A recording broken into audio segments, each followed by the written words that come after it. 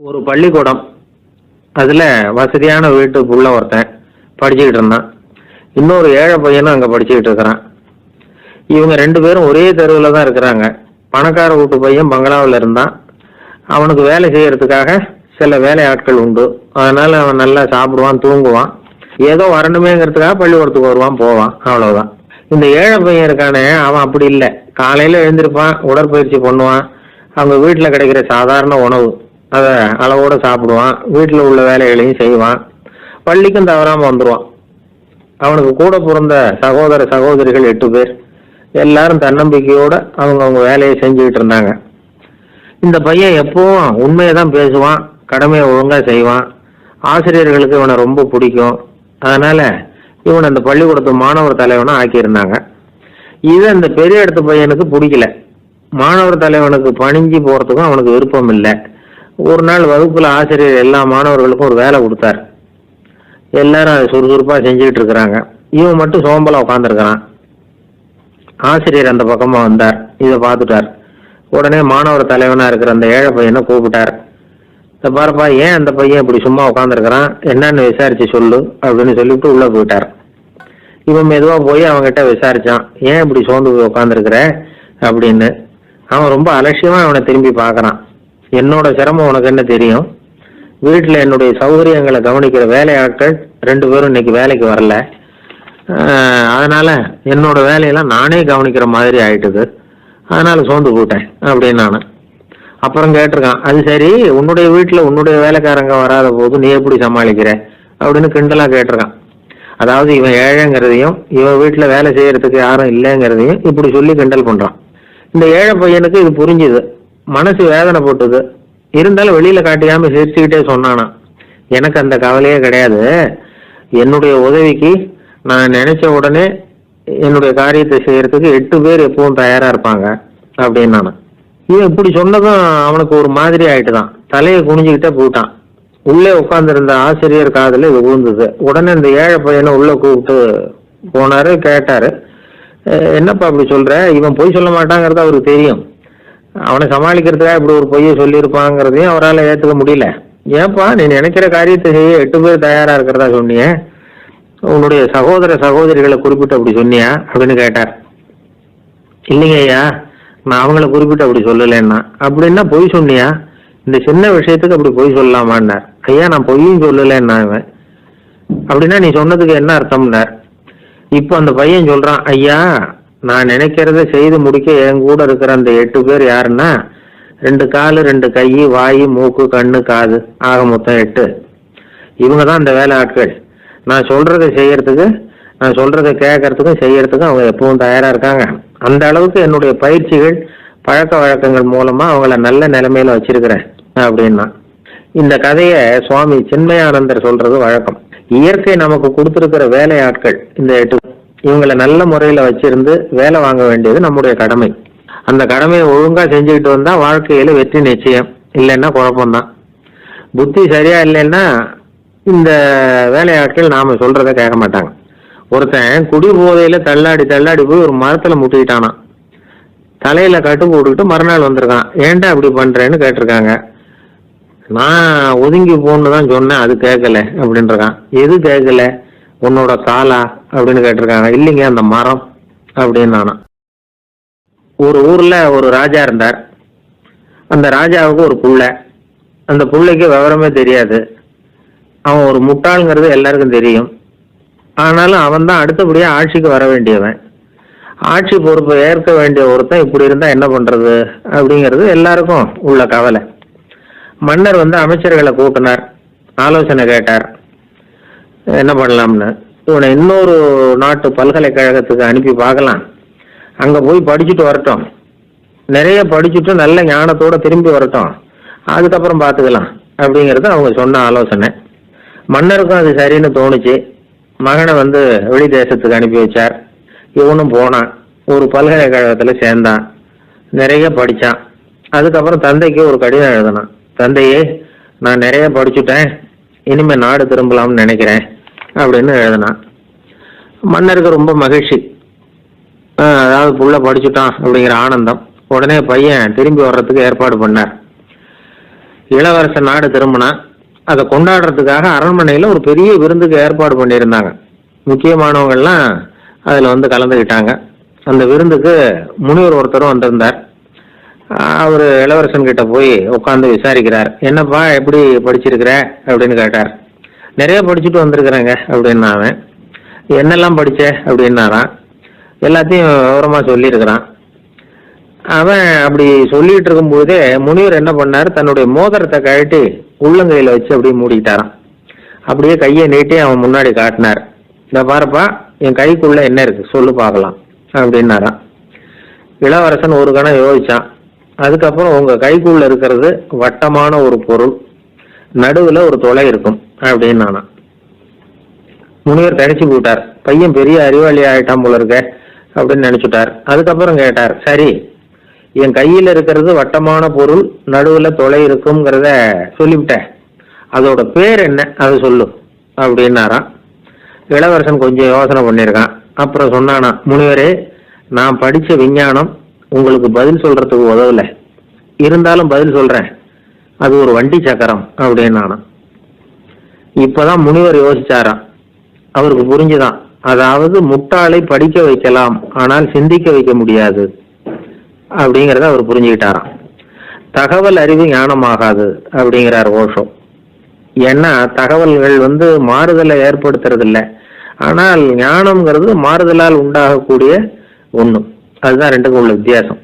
மனம் சரியான வழிக்கு வரணும், அதுக்கப்புறம் படிக்கிற கல்வி தான் உண்மையான கல்வி. சரி, மனம் சரியா வர்றதுக்கு என்ன வழி அப்படின்னு கேட்டா, மனிதன் வந்து முழு மாறுதலுக்கான வழிமுறை தியானம் தான் அப்படிங்கிறார் அவர். அதனாலதான் நிறைய படிச்சிருக்கேன்னு சொல்றவன் எல்லாம் ஞானம் உள்ளவன் நினைச்சிடக்கூடாது. ஒருத்தர் இன்னொரு பெரிய மனிதரை அழைச்சிட்டு வந்து அறிமுகப்படுத்தினாராம். சார் நிறைய படிச்சிருக்கார், 3 MA வாங்கியிருக்கார், ஆனா ஒரு விஷயம், அப்பப்போ கொஞ்சம் திருடுவார், அவ்வளவுதான், மற்றபடி அவர் ஒரு பெரிய அறிவாளி தான் அப்படின்னாராம்.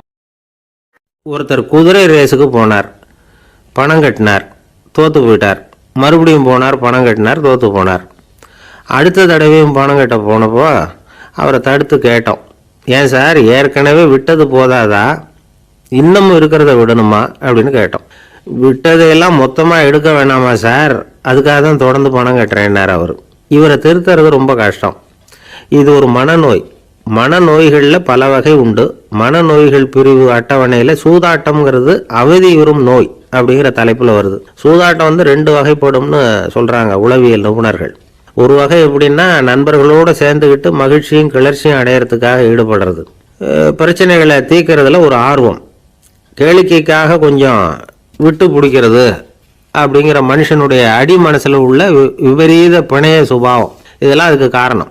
இன்னொரு வகை எப்படின்னா, சூதாட்டத்தில் ஈடுபட்டு ஒரு கட்டாய நிலைமைக்கு ஆளாயிடுறது, ஈடுபடு அப்படின்னு மனசு ஒரு வெறித்தன்மையை தூண்டிக்கிட்டே இருக்கும். இப்படிப்பட்டவங்களுக்கு நாம் தோத்துக்கிட்டு இருக்கோங்கிறது தெரியும், நாம் ஜெயிக்கிறதுக்கான சந்தர்ப்பம் இல்லைங்கிறதும் தெரியும். இதனால நமக்கும் கஷ்டம், நம்ம சுற்றி இருக்கிறவங்களுக்கும் கஷ்டங்கிறதும் புரியும். அப்படி இருந்தும் சூதாடுவாங்க. இதுக்கு காரணம் சூதாடியின் பகற்கனவு அப்படிங்கிறாங்க நிபுணர்கள். இந்த நிலைமைக்கு கட்டாய சூதாட்டம் அல்லது நிர்பந்த சூதாட்டம் அப்படின்னு பேர் வச்சிருக்கிறாங்க. இப்படிப்பட்ட ஆசாமி இருக்கிறது பூரா விட்டுருவான், கடன் வாங்குவான், திருடுவான், இருந்தாலும் என்னைக்காவது ஒரு நாள் ஜெயிச்சிருவேன் அப்படின்னு சொல்லிக்கிட்டே இருப்பான். விட்டதை எடுத்துருவேங்கிற ஒரு நம்பிக்கை சுடர் அவனுக்குள்ளே எரிஞ்சுக்கிட்டே இருக்கும். இவனை வந்து மனநோயாளி அப்படின்னு சொல்லிட முடியாதான். என்ன காரணம்னா, இது மாதிரி ஆளுங்க கிட்ட மன போராட்டமோ கவலையோ பதட்டமோ இருக்கிறது இல்லை. சில விசேஷமான குணங்கள் இவங்க கிட்ட உண்டு. எதிர்ப்பு உணர்ச்சி, சிறுபிள்ளைத்தனம், சட்ட திட்டங்களையும் சம்பிரதாயங்களையும் உட தெரியாத மனப்போக்கு, பொறுப்பில்லாத தன்மை, நெறி தவறி நடக்கிறது எல்லாம் இவங்ககிட்ட உண்டு. ஆனால் வெளிப்பார்வைக்கு ரொம்ப சிநேகமாக இருப்பாங்க, அன்பாக இருப்பாங்க, அப்படி இருக்கிறதாக காட்டிக்குவாங்க.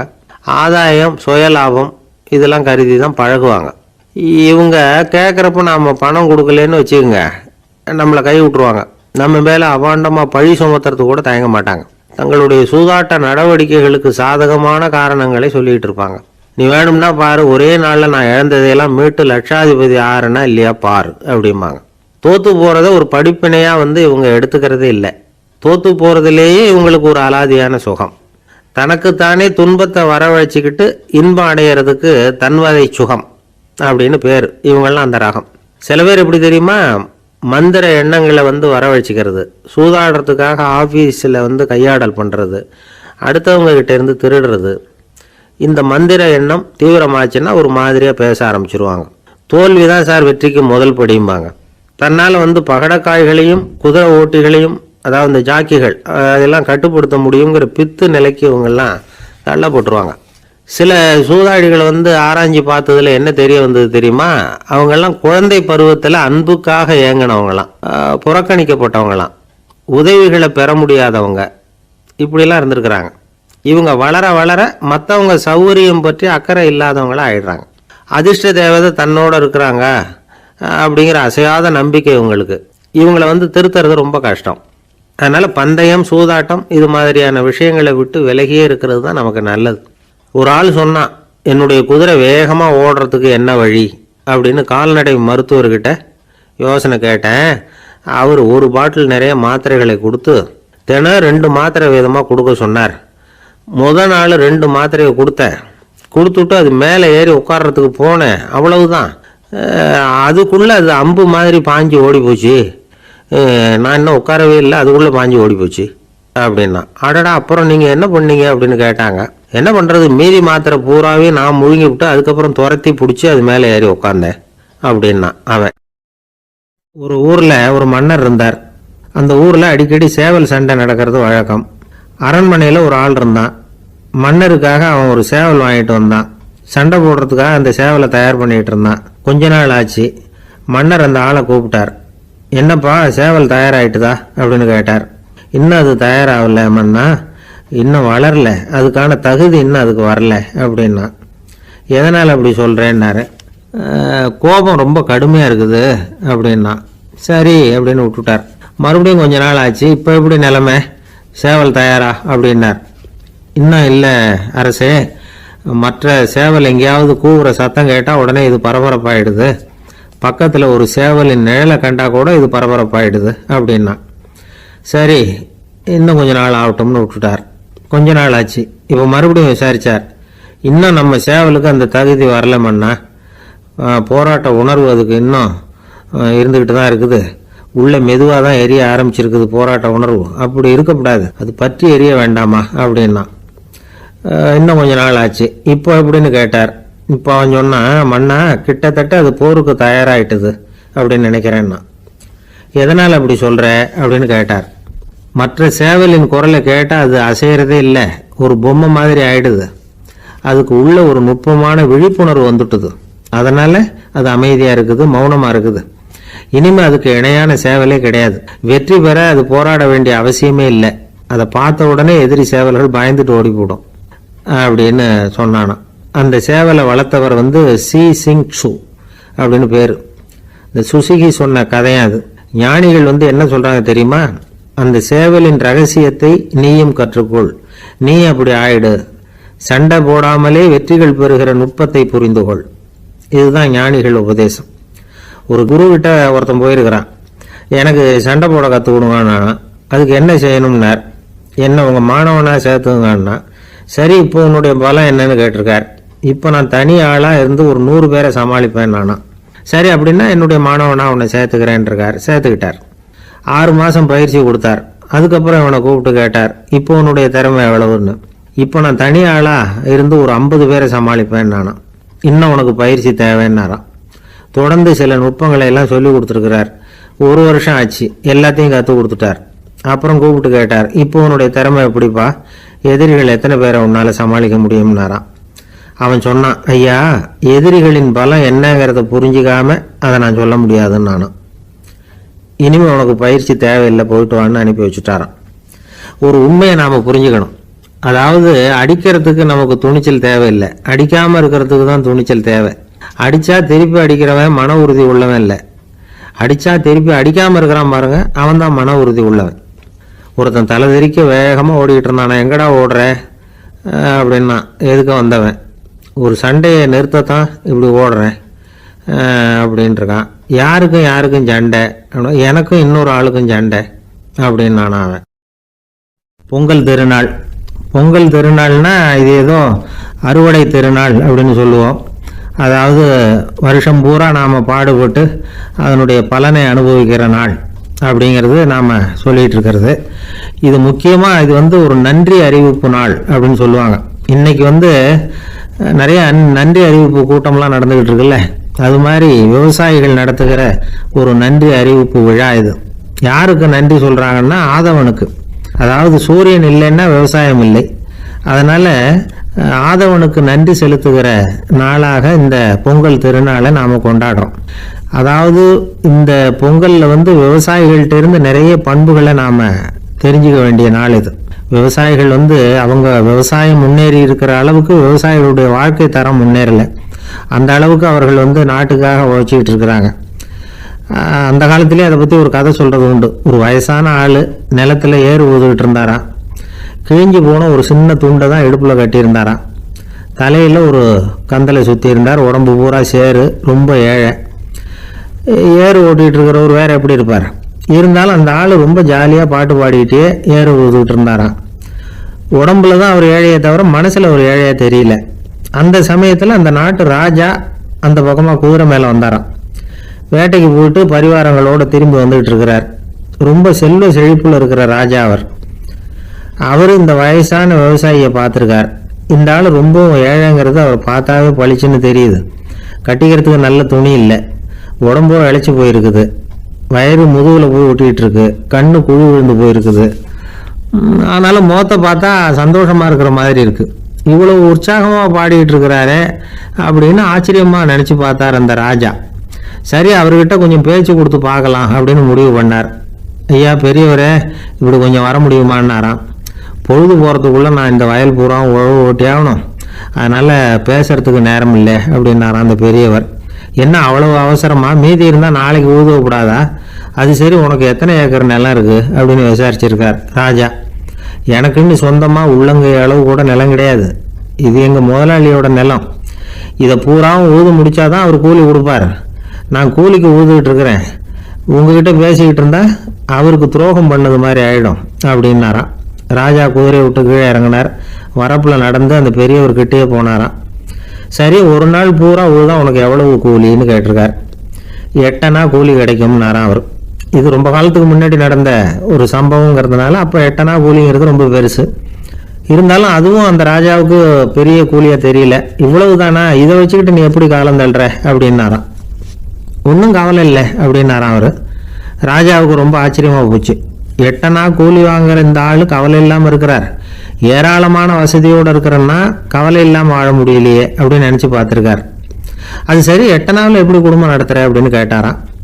எனக்கு கிடைக்கிற 8 அணாவில் 2 அணா குடும்பத்துக்கு செலவழிக்கிறேன், 2 அணா பழைய கடனுக்கு கொடுக்குறேன், 2 அணா தர்மம் செய்கிறேன், 2 அணா வட்டிக்கு கொடுக்குறேன், ஒரு குறையும் இல்லைன்னாராம். ராஜாவுக்கு ஒன்றும் புரியல. எனக்கு ஒன்றும் புரியலேன்னு இருக்கார். ஐயா, எனக்கும் என் மனைவிக்கும் 2 அணா செலவாகுது. வயசான அம்மா அப்பா இருக்கிறாங்க, சின்ன வயசில் என்னை காப்பாற்றினவங்க அவங்க. அந்த கடனுக்கு 2 அணா செலவாகுது, அது பழைய கடன். என் தங்கச்சி ஒருத்தி ஆதரவு இல்லாத நிலைமையில் தன்னுடைய மகனோட என் வீட்டில் இருக்கிறா.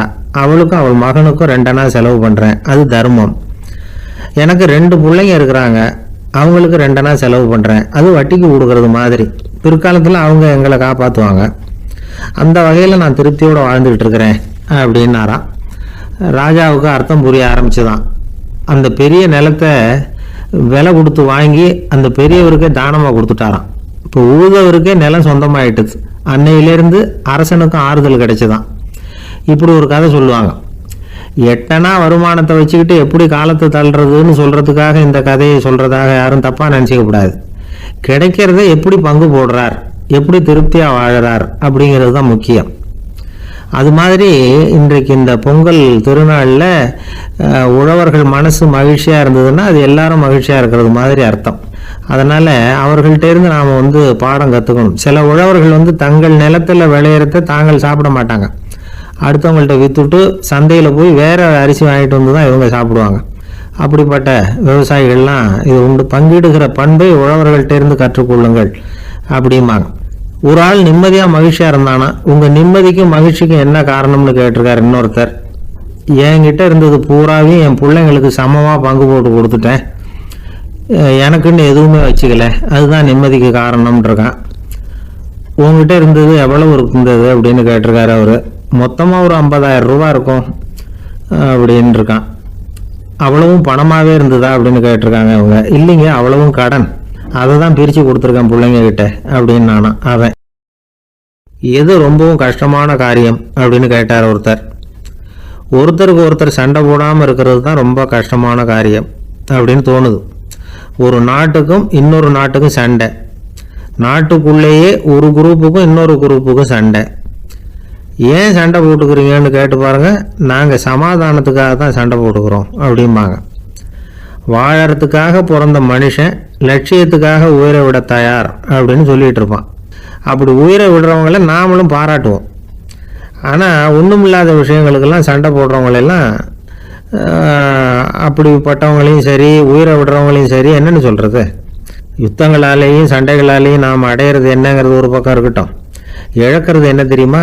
ஏராளமான உயிர்கள். ரத்தம் சிந்தறதுக்கு நான் தயார் அப்படின்னு மார்தட்டி சொல்லலாம். ஆனால் ரத்தம் சிந்தினா உயிர் காத்துக்கிட்டு இருக்க தயார் இல்லை. அதாவது உயிர் நமக்காக காத்துக்கிட்டு இருக்க தயார் இல்லை. இழக்கிற ரத்தத்தை ஈடுகட்டினா தான் உயிரை காப்பாற்ற முடியும். அதனால் இது சம்பந்தமாக ஆராய்ச்சி செய்கிற கட்டாயம் ஏற்பட்டு போச்சு. அதோட விளைவாக புதுசாக ஒன்றை கண்டுபிடிச்சிருக்கிறாங்க. அதுதான் செயற்கை ரத்த பொடி. இப்போ இந்த திடீர் சாம்பார் பொடி, திடீர் ரசப்பொடி, திடீர் காப்பி பொடி இப்படிலாம் சொல்கிறோம்ல, அது மாதிரி இது திடீர் ரத்த பொடி. இஸ்ரேல் ஒரு சின்ன நாடு, மக்கள் தொகை குறைச்சல், அதோட போர்கள் வேறு. அதனால் காயம்பட்டவங்களை காப்பாற்றியே தீர வேண்டிய கட்டாயம். காப்பாற்றணும்னா ரத்த இழப்பை தடுக்கணும். அப்படின்னா உடனடியாக புது ரத்தம் செலுத்தி ஆகணும். திடீர்னு ரத்தம் வேணும்னா எங்கே போகிறது? அதுவும் கிடைக்கிற ரத்தம் சேர்ற குரூப்பாக இருக்கணும். ஒரு வேடிக்கை பார்த்தீங்களா, நான் வேறு குரூப்பு நீ வேறு குரூப்புன்னு இவன் சண்டை போடுறான். இதில் அடிப்பட்டவனுக்கு ரத்தம் கொடுக்க போனால் அதுலேயும் அது வேறு வேறு குரூப்பாக இருக்குது. அது ரத்தமும் வேறு வேறு குரூப்புன்னு சொல்லிகிட்டு இருக்குது. எந்த குரூப்பு ரத்தம் வேணும்? அது உடனடியாக கிடைக்கலன்னா என்ன பண்ணுறது? இப்படிப்பட்ட கஷ்டம்லாம் நமக்கு வந்துடுது. இதுக்காக தான் விஞ்ஞானிகள் இந்த ரத்த பொடியை கண்டுபிடிச்சிருக்கிறாங்க. அதாவது ஒரு ஆள் அடிபட்டு போட்டான்னு வச்சுங்களேன், அவனுக்கு ரத்தம் கிடைக்கல, உடனே என்ன பண்ணலாம்? இந்த சுத்தப்படுத்தப்பட்ட தண்ணீரை கொஞ்சம் எடுத்துக்க வேண்டியது, அதில் இந்த ரத்த பொடியை கரைக்க வேண்டியது. இப்போ இந்த செயற்கை ரத்தம் தயாராகிட்டுது. இதை அந்த ஆள் உடம்புல ஏற்றி விட்டுற வேண்டியது. இயற்கையாக நம்ம உடம்புல இருக்கிற ரத்தம் என்னென்ன வேலை செய்யுதோ அதே வேலையை இதுவும் செய்யும். அதாவது ஆக்சிஜனை உடம்புல எல்லா இடத்துக்கும் எடுத்துகிட்டு போகுது. அந்த வேலையை இந்த செயற்கை ரத்தமும் செஞ்சுருது. ஆனால் ஒரு விஷயம், இந்த செயற்கை ரத்தம் ஒரு அவசரத்துக்கு தான் உபயோகப்படுத்தலாம், ஒரு முதல் உதவி மாதிரி. அதை அப்படியே நிரந்தரமாக விட்டுற முடியாது. பின்னாடி தேவையான குரூப்பு உண்மையான ரத்தம் கிடைச்ச உடனே அதை செலுத்திக்கணும். உண்மையான ரத்தத்தை 20லேருந்து 40 நாள் வரைக்கும் தான் பாதுகாக்க முடியும். அதுவும் குளிர்பதன பெட்டியில். அதுக்குள்ளே உபயோகப்படுத்தலைன்னா அது வீணாக போயிடும். இந்த ரத்த பொடி அப்படி இல்லை, எவ்வளோ நாள் வேணும்னாலும் அப்படியே வச்சுருக்கலாம். குளிர்பதன பெட்டியும் தேவையில்லை. ஆனால் ஒன்றும், இது தண்ணியில் கலந்து செயற்கை ரத்தமாக ஆக்கிவிட்டா அதோட வலு 72 மணி நேரம் தான். அதாவது 3 நாள். அதுக்குள்ளே அந்த ஆசாமியை எங்கேயாவது ஆஸ்பத்திரிக்கு தூக்கிட்டு போய் உண்மையான ரத்தத்தை கொடுத்துடணும். சண்டையில் அடிபடுறவங்க, சாலை விபத்தில் அடிபடுறவங்க, இவங்களுக்கெல்லாம் அவசரத்துக்கு கை கொடுத்து உதவுறது இந்த செயற்கை ரத்த பொடி. அதுக்கப்புறம் நாம் கொடுக்குற ரத்தம் தான் அவங்கள காப்பாற்றணும். இன்றைக்கி ரத்தத்தை தானமாக கொடுக்க தயாராக இருக்கிற நல்ல உள்ளங்கள் ஏராளம். எவ்வளவு ஆக்சிடெண்ட்டு, ஆப்ரேஷன், இதில் சம்மந்தப்பட்டவங்களை காப்பாற்றுறது நாம் தானமாக கொடுக்குற ரத்தம் தானே. ஒரு ஆக்சிடெண்ட்டு, ஒரு ஸ்கூட்டர் ஒரு ஆள் மேலே மோதி விட்டுது, பார்த்து வரக்கூடாதா அப்படின்னா அந்த ஆள், நீ தான் பார்த்து நடக்கணும், ஏன்னா 20 வருஷமாக நான் அந்த ஸ்கூட்டரை ஓட்டிகிட்டு இருக்கிறேன் அப்படின்னு நான் இவன். இதுக்கு அவன் சொன்னான், நீ தான் பார்த்து ஓட்டணும், ஏன்னா 40 வருஷமாக நான் இப்படி நடந்துக்கிட்டு இருக்கிறேன் அப்படின்னு நான். அந்த மரத்தின் உச்சியில் ஒரு பறவை கூடு, ஏதோ ஒரு பறவை கூடு கட்டியிருந்தது. அது என்ன பறவைன்னா ராஜாளி. ஒரு குரங்கு அந்த மரத்து கிளையில தாவி தாவி குதிச்சுக்கிட்டு இருந்தது. அப்போ இந்த கூட்டில் இருந்த முட்டை அது கண்ணில் போட்டுவிட்டுது. அதுக்கப்புறம் அது சும்மா இருக்குமா? விளையாட்டா ஒரு முட்டையை எடுத்தது, மரத்தை விட்டு கீழே இறங்குச்சு. கீழே ஒரு குப்பை மேட்டில் ஒரு கோழி சில முட்டைகளை அது பாட்டுக்கு இட்டு வச்சிருந்தது. குரங்கு தன் கையில் இருந்த ராஜாளி பறவையோட முட்டையை அந்த கோழி முட்டைகளோட சேர்த்து போட்டுட்டு போயிட்டுது. கோழி பார்த்தது, அதுக்கு ஒன்றும் வித்தியாசம் புரியல. தன்னுடைய முட்டைகளோட சேர்த்து அந்த ராஜாளி முட்டையையும் சேர்த்து அடைகாத்துது. கொஞ்ச நாள்ல குஞ்சுகள்லாம் பொரிச்சுது, எல்லாம் முட்டை விட்டு வெளியில வந்தது. ராஜாளி பறவையோட குஞ்சு அந்த கோழி குஞ்சுகளோடவே சேர்ந்து வளர்ந்தது. மற்ற கோழி குஞ்சுகள் போலவே இதுவும் குப்பையை கிளறிச்சு புழு பூச்சிகளை சாப்பிட்டது. காக்கைகள் தாக்கிறதுக்கு வந்ததுன்னா மற்ற கோழி குஞ்சுகள் மாதிரியே இதுவும் பயந்து போய் தாய் கோழியின் சிறகுகளுக்கு உள்ள வந்து ஒளிஞ்சுக்கும். இப்படியே கொஞ்ச காலம் போச்சு. குஞ்சுகள்லாம் வளர்ந்து பெருசாயிட்டுது. சிலது சேவல்கள் ஆச்சு, சிலது கோழிகள் ஆச்சு. அந்த ஒண்ணு மட்டும் ராஜாளி ஆச்சு. ஆனா ஒரு விஷயம், தான் ஒரு ராஜாளிங்கிறது அந்த பறவைக்கு தெரியாது. தன்னையும் ஒரு கோழின்னே அது நினைச்சுக்கிட்டு இருக்கு. அப்படி நினைச்சுக்கிட்டு குப்பமேட்டை கிளறிக்கிட்டு இருக்கு. ஒரு நாள் சாயந்தர நேரம் இந்த ராஜாளி பறவை கீழே அது பாட்டுக்கு வழக்கம் போல குப்பையை கிளறிக்கிட்டு இருக்குது. அப்போ அண்ணாந்து பாக்குது. வானத்துல உயரத்துல கூட்டமா ராஜாளி பறவைகள் உல்லாசமா வட்டம் அடிச்சு பறந்துகிட்டு இருக்கு. அதை இது பாக்குது. இதுக்கு மனசுக்குள்ள ஏக்கமா போச்சான். அப்போ இதுக்கு ஆண்டவன் பேர்ல கோபம் வந்துதான். ஆண்டவனுக்கு என் பேர்ல ஏன் இந்த ஓர வஞ்சனை? என்னையும் ஒரு ராஜாளியா படைச்சிருந்தா நானும் கூட இந்நேரம் ஆகாயத்துல உல்லாசமா பறந்துகிட்டு இருப்பேனே அப்படின்னு நினைச்சு வருத்தப்பட்டுதான். இது வேடிக்கையா இருக்குல்ல.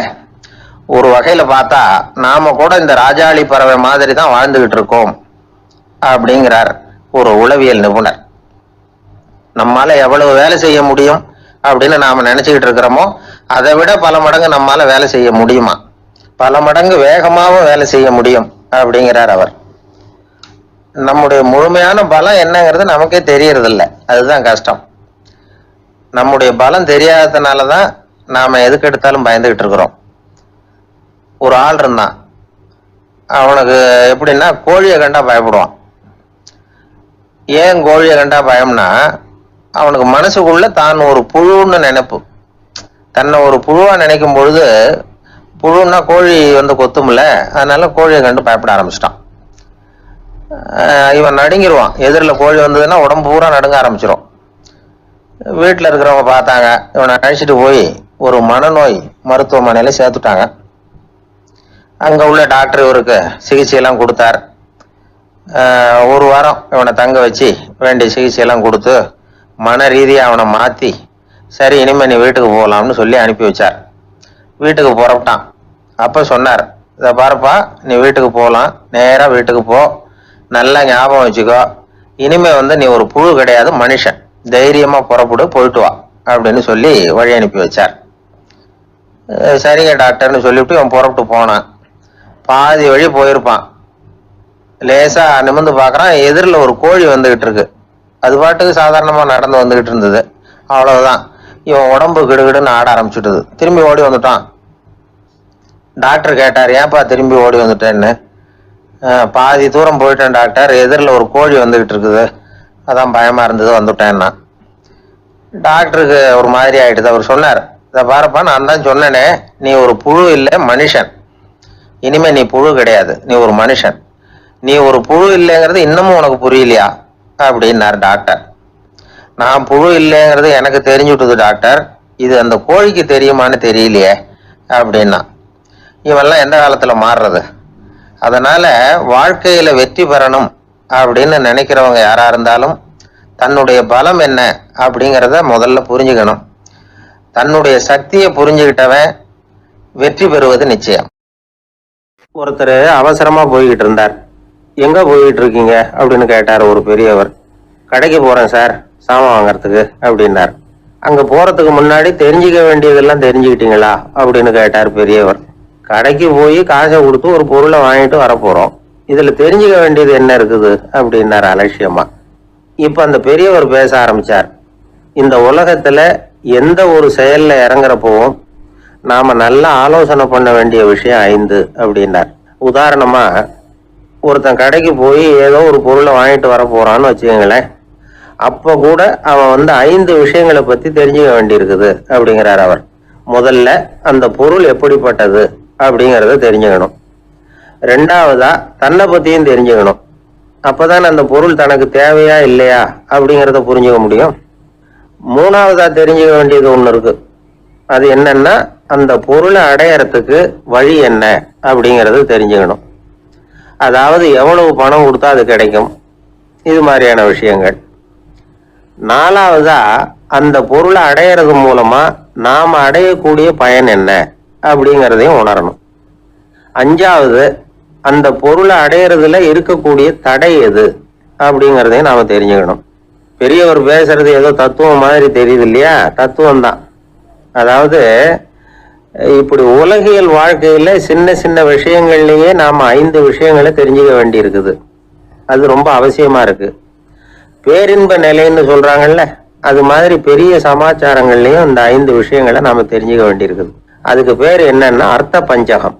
வைணவ சமயத்துல அர்த்த பஞ்சகம்ங்கிறது ரொம்ப பெரிய விஷயம். கடைக்கு போறது மாதிரி கடவுளை பார்க்க போறப்போ நாம 5 விஷயங்களை தெரிஞ்சுக்கணுமா. முதல்ல பரம்பொருள் அப்படிங்கிறது என்ன, அதோட தன்மைகள் என்ன, இதை தெரிஞ்சுக்கணும். இதுக்கு பேர் என்னன்னா பரமாத்ம ஸ்வரூபம் அப்படின்னு பேர். ரெண்டாவது நாம யாரு, நம்மோட தன்மை என்ன அப்படிங்கறத தெரிஞ்சுக்கணும். நான் யாருன்னு எனக்கே தெரியலங்கிறப்போ இதை நான் சொல்றேன்னா இது என்னுடையதுன்னு சொல்றது தப்பு தானே. அப்புறம் மூணாவது விஷயம், பரம்பொருளை நாம் அடையறதுக்கு வழி எது, இதை தெரிஞ்சுக்கணும். இது உபாய ஸ்வரூபம் அப்படின்னு பேர். நாலாவது விஷயம், நாம் அடைய வேண்டிய பயன்கள் என்ன அப்படிங்கறது தெரிஞ்சுக்கிறது. இதுக்கு புருஷார்த்தம் அப்படின்னு பேர். அஞ்சாவது, அந்த பயனை அடைய விடாமல் தடுக்கிற தடைகள் யாவை அப்படிங்கறத தெரிஞ்சுக்கிறது. இது விரோதி ஸ்வரூபம். இதைத்தான் தடையியல் அப்படின்னு சொல்றாங்க. அதாவது பரமாத்மாவை பற்றிய அறிவு, ஜீவாத்மாவை பற்றிய அறிவு, உபாயம் பற்றிய அறிவு, புருஷார்த்தம் பற்றிய அறிவு, இந்த 4 அறிவுக்கும் எதிரடையா, அதாவது அதையெல்லாம் தப்பா புரிஞ்சுக்கிறதால உண்டாகக்கூடிய அறிவு விரோதி ஸ்வரூபம். என்ன இது தகவல்ல ஏதாவது கதை சொல்லுவீங்கன்னு பார்த்தா ஏதோ தத்துவம் பேசிக்கிட்டு இருக்கிறீங்களே அப்படின்னு நினைக்கலாம். இதுவும் தெரிஞ்சுக்க வேண்டிய ஒரு பெரிய விஷயம்தான். காதுல போட்டு வச்சா எப்போது உபயோகப்படும்.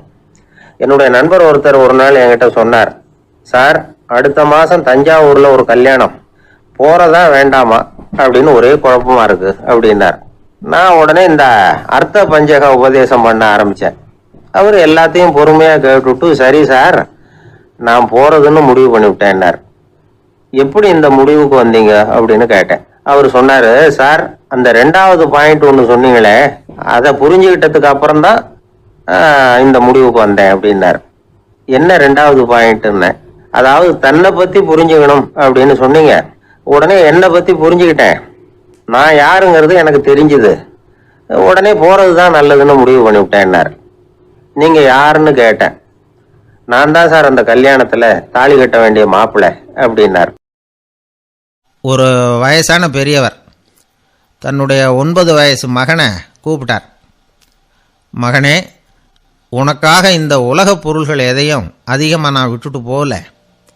ஆனாலும் நான் உங்ககிட்ட சொல்கிறதுக்கு ஒரு முக்கியமான செய்தி இருக்குது. அதைத்தான் நான் உங்ககிட்ட ஒப்படைக்கணும்னு நினைக்கிறேன். ஏன் அப்படி நினைக்கிறேன்னா, அது என்னோட அப்பா அவருடைய கடைசி காலத்தில் என்கிட்ட ஒப்படைச்சிட்டு போன செய்தி அது. அதனால் நான் என் பிள்ளைக்கு ஒப்படைக்கணும். வாழ்க்கையில் அது எனக்கு ரொம்பவும் உபயோகப்பட்ட ஒரு கருத்து. அதாவது எங்கள் அப்பா என்கிட்ட கொடுத்த பொக்கிஷம் அது. அதை இப்போ நான் உங்ககிட்ட கொடுக்குறேன். இப்போ உனக்கு இது புரியாது, ஏன்னா இன்னமும் நீ பெரிய மனுஷன் ஆகலை. ஆனாலும் இப்போ நான் உங்ககிட்ட கொடுக்குறத நீ பத்திரமா வச்சிரு. பிற்காலத்தில் இது உனக்கு உபயோகப்படும். இது ஒரு திறவுகோல் மாதிரி, பெரிய பெரிய பொக்கிஷங்களின் கதவுகளை இது திறந்து விடும் அப்படின்னு சொல்லி விஷயத்தை சொன்னார். மகனுக்கு அந்த விஷயம் அப்போ புரியல. ஆனாலும் பிற்காலத்தில் அதுதான் அவருடைய வாழ்க்கையை மாற்றி அமைச்சது. சரி, அப்பா சொன்ன அப்பேற்பட்ட செய்தி என்ன அப்படின்னு பார்த்தா அது ஒன்றும் பெரிய விஷயமும் இல்லை, எளிமையான ஒரு கருத்து தான். அவர் என்ன சொன்னார்னா, மகனே, யாராவது உன்னை மனம் நோகும்படி செஞ்சுட்டா அதை பற்றி 24 மணி நேரத்துக்கு தியானம் செய்ய போகிறதாகவும் அதுக்கு பிறகு பதில் சொல்கிறதாகவும் சொல்லிவிடு, அவ்வளோதான் அப்படின்னார். இதுதான் அந்த கருத்து. யாராவது நம்ம திட்டுனா உடனடியாக பதில் சொல்லக்கூடாது. இதை பற்றி யோசிக்கிறேன், இதுக்கு நாளைக்கு பதில் சொல்கிறேன் அப்படின்னு சொல்லிவிடணும், அவ்வளோதான். சின்ன வயசில் இது எங்கள் அப்பா என்கிட்ட சொன்ன கருத்து, இதை நான் உங்ககிட்ட சொல்கிறேன். இது என்ன அப்பேற்பட்ட ஒரு பெரிய ரகசியமா அப்படின்னு தான் இந்த வயசில் தோணும். அந்த இளைஞருக்கும் அப்படி தான் தோணுச்சு. ஆனாலும் அப்பா சொன்ன கடைசி வாசகம் அது அப்படிங்கிறதுனால அது அப்படியே அவர் மனசில் பதிஞ்சு போச்சு. அந்த இளைஞர் பெரியவரானார். அவரை ஒருத்தரை அவமானப்படுத்தினார் ஒரு கட்டத்தில். உடனே இவர் சொன்னார், ஐயா, இதை பற்றி நான் 24 மணி நேரம் தியானிக்கணும், அப்படித்தான் எங்கள் அப்பா எனக்கு சொன்னார். அவர் இப்போ இல்லை, அவர் பேச்சுக்கு மதிப்பு கொடுக்க வேண்டியது என்னுடைய கடமை. அதனால் தயவு பண்ணி மன்னிச்சுக்குங்க, 24 மணி நேரம் பொறுத்து திரும்பி வந்து உங்களுக்கு பதில் சொல்கிறேன் அப்படின்னார். அவர் தியானம் பண்ணார். அது அவருக்குள்ளே சில தெளிவுகளை ஏற்படுத்துச்சு. சில நேரங்களில் அந்த அவமதிப்பு சரிதான்னு கூட தோணுச்சு. மறுநாள் அந்த ஆளுகிட்ட போனார். ஐயா நன்றி, நீங்கள் சொன்னது சரிதான், அது ஒரு அவமதிப்பு இல்லை, உண்மையான பேச்சு தான். நீங்கள் என்ன முட்டாள்னு சொன்னீங்க, யோசித்து பார்க்குறப்போ அது சரிதான்னு தோணுது, நான் அப்படி தான் அந்த சந்தர்ப்பத்தில் இருந்திருக்கிறேன் அப்படின்னார். சில சமயம் இது மாதிரி யோசிக்கிறப்போ அந்த அவமதிப்பு ஒரு பொய்ன்னு புரியும். அதுவே பொய்யுங்கிறப்போ அதுக்காக நாம் ஏன் மனம் புண்படணும் அப்படின்னு நினைப்பார். அது மட்டும் இல்லை, அது ஒரு பொய்ன்னு சொல்கிறதுக்கு கூட அந்த ஆள்கிட்ட போக மாட்டார். பொய்ன்னா அது பொய் தானே, அதுக்காக ஏன் கவலைப்படணும் அப்படிங்கிறது அவரோட கருத்து. கவனிக்கிறது மூலமாகவும் தியானிக்கிறது மூலமாகவும் மெல்ல மெல்ல அவர் மற்றவர்களின் செயல்களை விடவும் தன்னுடைய எதிர்வினைகளின் மீது தான் அளவு கடந்த விழிப்புணர்வு கொண்டவராக மாறினார் அப்படின்னு பெரியவங்கள்லாம் சொல்லியிருக்கிறாங்க. தியானம்ங்கிறது ஒரு எளிதான புரிந்து கொள்ளல் மட்டும்தான் அப்படிங்கிறார் அவர். மௌனமாக உட்கார்ந்துருக்கிறது இல்லை தியானம், மந்திரத்தை ஓதிக்கிட்டு இருக்கிறது இல்லை தியானம், மனதின் நுண்ணிய வேலைத்தனங்களை புரிந்து கொள்வது தான் தியானம். அப்படி புரிஞ்சுக்கிறப்போ நமக்குள்ள ஒரு மாபெரும் விழிப்புணர்வு பிறக்குது. அது மனசிலேருந்து பிறக்கிறது இல்லை, ஆன்மாவிலேருந்து பேரறிவிலேருந்து பிறக்குது. இதுதான் பெரியவர்கள் சொல்லியிருக்கிற கருத்து. இந்த காலத்துலேயும் ஒரு அப்பா இருந்தார். கடைசி காலத்தில் மகனை கூப்பிட்டார். மகனே, உனக்காக நான் விட்டுட்டு போகிறது இந்த பெட்டி தான். இது எங்கள் அப்பா என்கிட்ட ஒப்படைச்சிட்டு போனது, இதை உன்கிட்ட ஒப்படைக்கிறேன். நான் இந்த உலகத்தை விட்டு போன பிறகு இதை திறந்து பார், இந்தா அதற்கான திறவுகோல் அப்படின்னு கொடுத்துட்டு கண்ணை மூடிவிட்டார். கொஞ்ச நாள் கழித்து பொட்டியை திறந்து பார்த்தார். பெட்டியில் இருந்தது என்ன தெரியுமா? நம்ம குடும்பத்துக்காக தாத்தா காலத்திலிருந்து யார் யாருக்கிட்ட எவ்வளவு கடன் வாங்கியிருக்கிறோம் அப்படிங்கிற விவரப்பட்டியல் அதில் இருந்து தான். இப்படியும் அப்பா புள்ள உண்டு. அதனால் நாம் நல்ல செயல்களை செய்யணும், நல்ல விதமாக வாழணும் அப்படின்னு நினைக்கணும். அப்படி நினைக்கிறவங்கெல்லாம் இந்த தகவலில் சொல்லப்பட்ட கருத்தை மனசில் வச்சுக்கணும். அதுதான் ரொம்ப முக்கியம். ஒரு நண்பர் அவசரமாக என்கிட்ட ஓடி வந்தார். அப்புறம் சொன்னார், என்னால் நம்பவே முடியல சார், என் பையனா இப்படி அப்படின்னு சொல்லி ஆச்சரியப்பட்டார். உங்கள் பையன் அப்படி என்ன தான் செஞ்சுட்டான்னு கேட்டேன். என்னால் முடியாத ஒரு காரியத்தை அவன் சுலபமாக செஞ்சுட்டான் சார் அப்படின்னார்.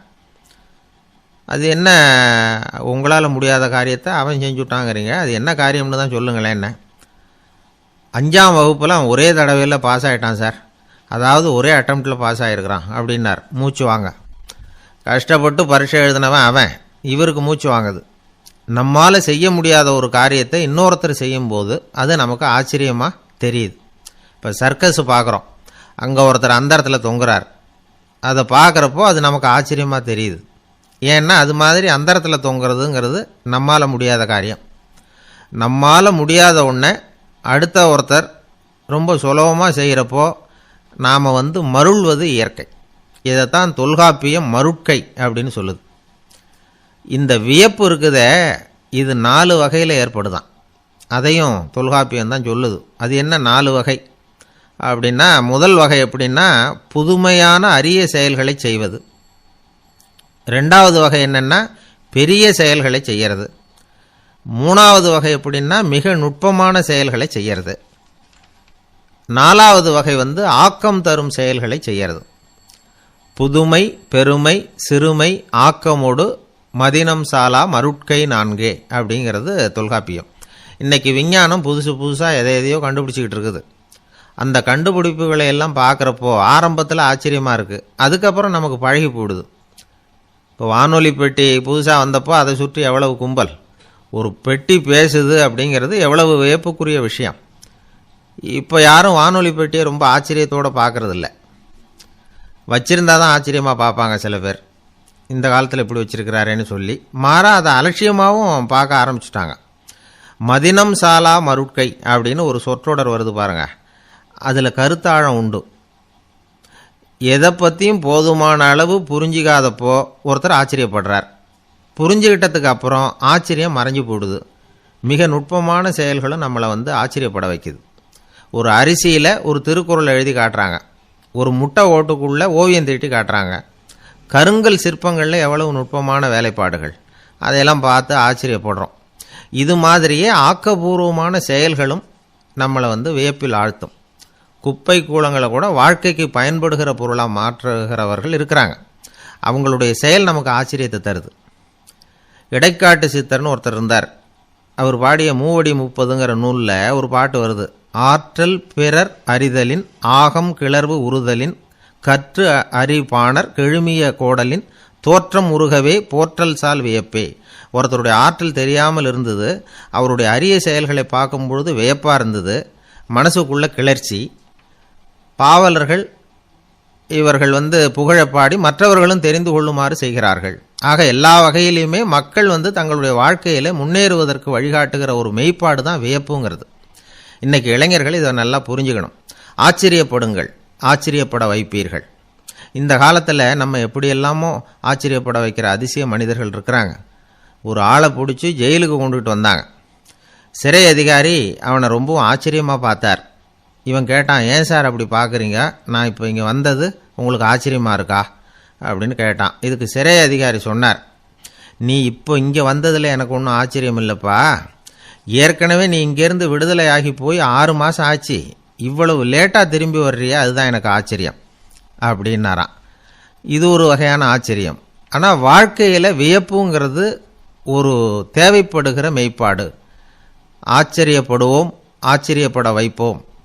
அப்படி இந்த உண்மையை புரிந்து கொண்டோம்னா நம்ம வாழ்க்கையில் வெற்றி நிச்சயம். ஒரு ஊரில் ஒரு சிற்பி இருந்தார். சிற்பின்னா அவர் ரொம்ப திறமையுள்ளவர். அதாவது எங்கேயாவது ஒரு கல் கிடந்தால் போதும், அதை அப்படியே எடுத்துகிட்டு வருவார். கொஞ்ச நாள் கழித்து அவர் இடத்துக்கு போய் பார்த்தா அழகாக ஒரு சிற்பம் உட்காந்துருக்கும். இந்த கல்லாக கிடந்தது சிற்பமாக மாறி இருக்கும். அந்த அளவுக்கு பண்ணிவிடுவார். அப்பேற்பட்ட சிற்பி. எப்படிங்க அவ்வளவு மோசமான ஒரு கல்லில் இருந்து இவ்வளவு அழகாக ஒரு சிற்பத்தை உங்களால் வடிக்க முடிஞ்சுது அப்படின்னு கேட்டால், அது ஒன்றும் பெரிய விஷயம் இல்லைங்க. இந்த சிற்பம் ஏற்கனவே அந்த கல்லுக்குள்ளே இருந்தது, இதை சுற்றி இருக்கிற வேண்டாத பகுதிகளெல்லாம் ஊழியால் கொத்தி எடுத்துவிட்டேன், அவ்வளவுதான் என் வேலை. உடனே உள்ளே இருந்தது வெளியில் வந்துட்டுது அப்படிம்பார். அந்த அளவுக்கு திறமைசாலி. ஒரு சின்ன பாறை இல்லைன்னா கருங்கல்ல பார்த்துட்டாருன்னா போகிறோம், விடமாட்டார். அந்த கல்லோட அமைப்பை கவனித்து பார்த்துட்டு இதுக்குள்ளே ஒரு வீரன் ஒளிஞ்சிருக்காம்பார். அவர் கண்ணுக்கு அதுக்கு தெரியும். இந்த கல்லுக்குள்ளே ஒரு துறவி உட்காந்துருக்காரும்பார். நமக்கெல்லாம் வெறும் கல்லாக தான் தெரியும். இந்த கல்லுக்குள்ளே ஒரு நடன மங்கை நடனம் ஆடிக்கிட்டு இருக்கா அப்படிம்பார். உடனே அந்த கல்லை கொண்டுகிட்டு வருவார். அவர் சொன்னது மாதிரியே உள்ளே இருக்கிற அவங்களையெல்லாம் வெளியில் கொண்டுகிட்டு வந்துடுவார். அதாவது வேண்டாத பகுதிகளெல்லாம் கொத்தி எடுத்துருவார், அவர் மொழியில் சொல்லப்போனால். இந்த சிற்பிக்கு ரொம்ப நாளாக மனசுக்குள்ளே ஒரு ஆசை. அதாவது உண்மை, தூய்மை, இதுக்கு உதாரணமாக இருக்கக்கூடிய புத்தர் சிலையை வடிக்கணும் அப்படிங்கிறது அவரோட ஆசை. ஆனால் அந்த ஆசை நிறைவேறாமலே இருந்துக்கிட்டு வந்தது. அதுக்கு என்ன காரணம்னா, அதுக்கு தகுந்த மாதிரி ஒரு கல் கிடைக்கல. கல் கிடைச்சா அதை செஞ்சுருவார். ரொம்ப காலமாக அங்கே இங்கே தேடி அலைஞ்சார். இந்த புத்தர் சிலை வடிக்கிறதுக்கு பொருத்தமாக ஒரு கல் கிடைக்குமா அப்படின்னு சொல்லி கண்ணில் படுற கல்லையெல்லாம் உத்து உத்து பார்ப்பார். உள்ளே புத்தர் இருக்காரான்னு கவனிப்பார். இருக்கிற மாதிரி எதுவும் தெரியல அவர் கண்ணுக்கு. சரி, இதுக்கு என்ன செய்யலாம்னு யோசனை பண்ணார். நேராக ஒரு புத்த மடாலயத்துக்கு போனார். அங்கே இருக்கிற ஒரு புத்த துறவியை சந்தித்தார். அவர்கிட்ட விசாரித்தார், சுவாமி, புத்தரின் தூய்மை ஒளிஞ்சிருக்கிற அந்த கல் எங்கே கிடைக்கும் அப்படின்னார். அந்த கல் இருக்கிற இடம் எதுன்னு இன்னமும் உங்களுக்கு தெரியலையா அப்படின்னு கேட்டார் துறவி. இல்லைங்க, அதுக்காகத்தான் அலைஞ்சிக்கிட்டு இருக்கிறேன் அப்படின்னார் இவர். சரி, கவலைப்படாதீங்க, ஏன் கூட வாங்க காட்டுறேன் அப்படின்னு அழைச்சிட்டு போனார். எங்கே போனார்னா, அந்த மடாலயத்தின் பின்பக்கம் போனாங்க. 2 பேரும் போனாங்க. அங்கே போய் பார்த்தா அங்கே ஒரு கிணறு இருந்தது. என்ன அது, நாம் கேட்டது கல், இவர் அழைச்சிட்டு வந்து காட்டுறது கிணறு அப்படின்னு இவருக்கு சந்தேகம். ஒரு மாதிரியாக பார்த்தார். அவர் சொன்னார், துறவி, எட்டி பாருங்க உள்ள அப்படின்னாரு. கிணறுக்குள்ளே என்ன இருக்கும்னு இவருக்கு தெரியாதா, இருந்தாலும் அவர் சொல்கிறாரே அப்படின்னு சொல்லி எட்டி பார்த்தார். பார்த்தா அதில் தண்ணி இருந்தது. அந்த தண்ணியில் தன்னோட உருவம் தெரிஞ்சுது. இப்போ அந்த புத்த ஞானி சொன்னார், துறவியாரே, புத்தரை நாம் தான் ஒழிச்சு வச்சிருக்கிறோம், நமக்குள்ளே தான் அவர் மறைஞ்சிருக்கிறார். அவரை அடையாளம் தெரியாதபடி மூடி இருக்கிறது எது தெரியுமா? நம்மக்கிட்ட இருக்கிற கோபம், போலித்தனம், பதட்டம், ஆசை, இதெல்லாம் தான். அறிவு அப்படிங்கிற ஒளியால் அதையெல்லாம் செதுக்கி எடுத்துட்டோம்னா அந்த அழகான புத்தர் வெளியில் வந்துடுவார் அப்படின்னு சொன்னார் துறவி. அதனால் நமக்குள்ளே இருக்கிற நம்மளை நமக்கே அடையாளம் தெரியல அப்படிங்கிறது தான் உண்மை. இந்த உண்மையான மனிதன் உள்ளே இருக்கிறான். இவர் கல்லை பார்த்துட்டு உள்ளே யார் இருக்காங்கிறது அவருக்கு தெரிஞ்சுது சிற்பிக்கு. ஆனால் உண்மையான புத்தர் எங்கே இருக்காருங்கிறத அவரால் அடையாளம் கண்டுபிடிக்க முடியல. அப்படி தான் பல பேர் இன்றைக்கி இருந்துக்கிட்டு இருக்கிறோம். ஒரு அப்பா தன்னுடைய பிள்ளைக்கு புத்தி சொன்னார், அதோ பார்ப்பா, மனசு தான் கல், அறிவு தான் உளி. உன்னுடைய மனசுங்கிற கல்லை அறிவுங்கிற ஒளியால் செதுக்கி அழகான மனிதனாக நீ வெளியில் வரணும்னார். அதுக்காக தான்ப்பா தேடிகிட்டு இருக்கேன்னா அவன். மனசுங்கிற கல்லை தேடிக்கிட்டு இருக்கிறியா அப்படின்னு கேட்டார். இல்லைப்பா, அறிவுங்கிற ஒளி எங்கே இருக்குன்னு தெரியல எனக்கு, அதை தான் தேடிக்கிட்டு இருக்கிறேன் அப்படின்னு நானா. அதனால் அறிவை தேடிக்கிட்டு இருக்கிறவன் என்னைக்கு உண்மையை கண்டுபிடிக்க போகிறான்? அதையே கண்டுபிடிக்க முடியலைங்கும் பொழுது. அதனால் நாம் யார் அப்படிங்கிறது நமக்கு அடையாளம் தெரியணும்.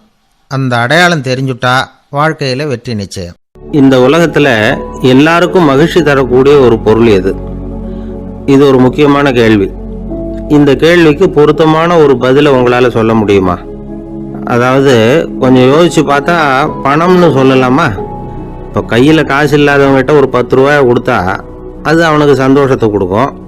ஏற்கனவே வருமான வரி பிரச்சனையில் சிக்கி இருக்கிறவர்கிட்ட இன்னும் கொஞ்சம் பணம் இருந்தாங்கன்னு சொல்லி கொடுத்தோம்னா அது அவருக்கு சங்கடத்தை தான் கொடுக்கும். அதனால் அந்த கேள்விக்கு பணங்கிறது பொருத்தமான பதிலாக இருக்க முடியாது. கேள்வி என்னன்னா, இந்த உலகத்தில் எல்லாருக்கும் மகிழ்ச்சி தரக்கூடிய ஒரு பொருள் எது? சரி, இனிப்புன்னு சொல்லலாமா? ஏன்னா எல்லாருக்கும் இனிக்க தானே செய்யும். அதுலேயும் ஒரு சிக்கல் இருக்குது. சர்க்கரை வியாதிகாரங்களுக்கு அது என்ன சந்தோஷத்தையாக கொடுக்கும்? ஆக எல்லாருக்கும் வேறுபாடு எதுவும் இல்லாமல் மகிழ்ச்சியை கொடுக்கக்கூடியது வேற ஏதோ ஒன்று இருக்குது. அது என்னன்னு கண்டுபிடிக்கணும்.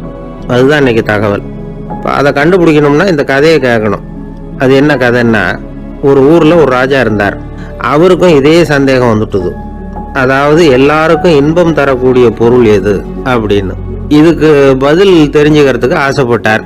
சரி, அதுக்கு என்ன செய்யலாம்னு யோசனை பண்ணார். நாட்டு மக்களுக்கு பகிரங்கமாக ஒரு அறிவிப்பு கொடுத்தார். நம்ம நாட்டு மக்கள் இன்பம் தரக்கூடிய பொருள் எதுன்னு நினைக்கிறாங்களோ அதை கொண்டுகிட்டு வந்து அரண்மனையில் உள்ள கண்காட்சி மண்டபத்தில் வைக்கலாம். அப்படி அவங்க வைக்கிற பொருள்களில் எது எல்லாருக்கும் இன்பம் தரக்கூடியதாக இருக்குமோ அதை வச்சவருக்கு 1000 பொற்காசுகள் பரிசு அப்படின்னு அறிவிப்பு கொடுத்துட்டார். ஜனங்கள் இந்த அறிவிப்பை கேட்டாங்க. அதுக்கப்புறம் சும்மா இருப்பாங்களா? 1000 பொற்காசுன்னா சும்மாவா? அவங்க கையில் என்னென்ன கிடைச்சதோ அதையெல்லாம் கொண்டாந்து அரண்மனை காட்சி மண்டபத்தில் வச்சுட்டாங்க. அதுக்கப்புறமா ராஜா அங்கே வந்தார். ஒவ்வொன்றா பார்த்துக்கிட்டே வந்தார். முதல்ல ஒரு குயில் இருந்தது, இனிமையாக பாடக்கூடிய குயில். இந்த குயிலோட இன்னிசை எல்லாருக்கும் இன்பம் தரக்கூடியது தான். இருந்தாலும் காது கேட்காதவங்களுக்கு இந்த இசை எப்படி இன்பம் தர முடியும்? அதனால் இது சரியில்லைன்னு விட்டார். அடுத்தபடியாக போனார். அங்கே என்ன வச்சுருக்குறாங்கன்னு பார்த்தா ஒரு அழகான மயில் அங்கே தோகை விரித்து ஆடிக்கிட்டு இருக்குது. இந்த மயிலோட ஆட்டம் மனசுக்கு இன்பம் தரக்கூடியது தான். இருந்தாலும் பார்வை இல்லாதவங்க இந்த ஆட்டத்தை பார்த்து ரசிக்க முடியுமா? முடியாது. அதனால் இதுவும் சரியில்லை அப்படின்னு சொல்லிவிட்டார். அதுக்கு அடுத்தபடியாக போனார். பல வகையான இனிப்பு பண்டங்களை வச்சுருந்தாங்க. பார்த்தார், வயசானவங்களுக்கும் நோயாளிகளுக்கும் இது இன்பம் தராது, துன்பம் தான் கொடுக்கும் அப்படின்னார். இப்படி ஒவ்வொன்றா பார்த்துக்கிட்டே போகிறார். அழகான மலர்கள், கனிகள், ஓவியங்கள் எதுவுமே பொருத்தமாக தெரியல.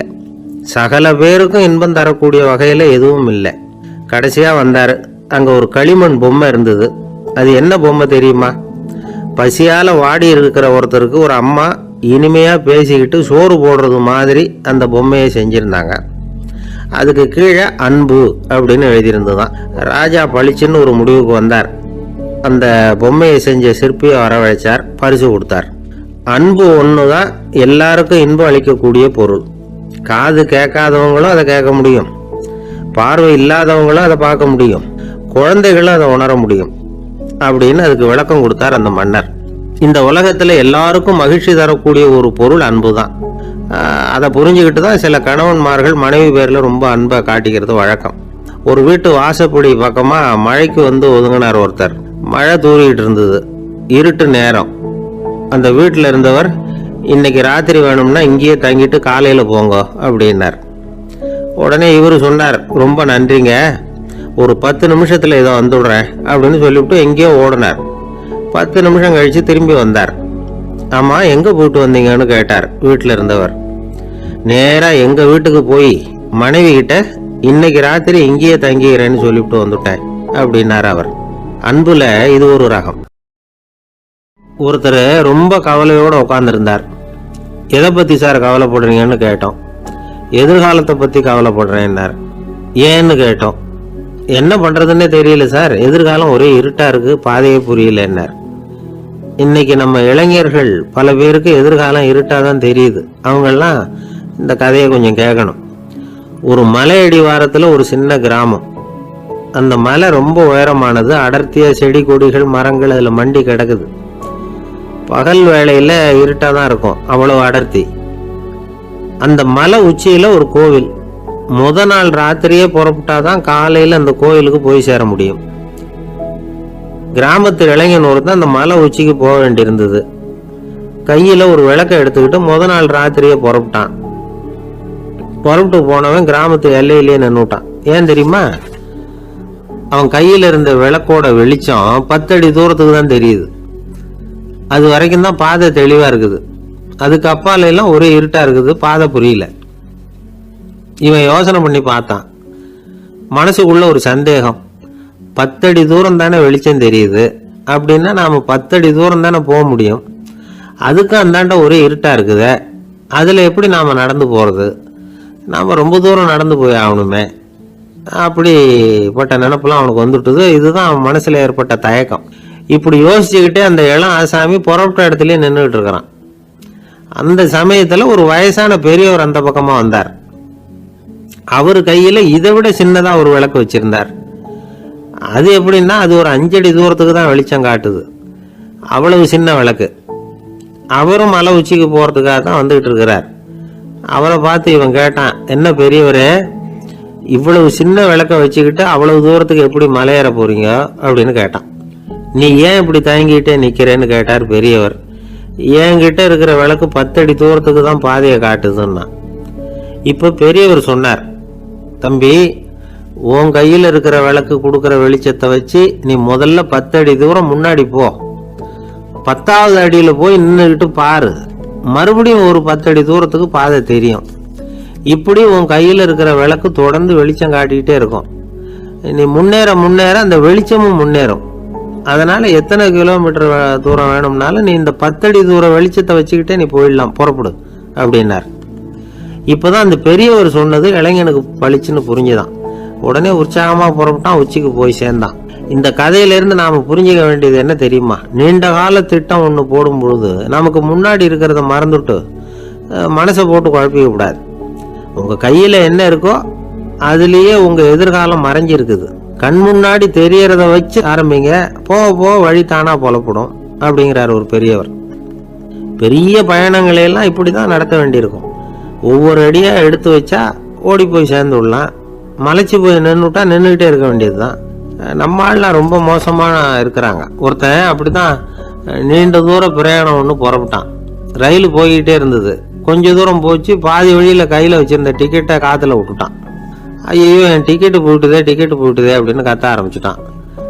பக்கத்துல இருந்த பெரியவர் அவனை பார்த்து பரிதாபப்பட்டு, கவலைப்படாத தம்பி, போனா போகுது, வேற டிக்கெட் வாங்கிக்கலாம் அப்படின்னு ஆறுதல் சொன்னார்.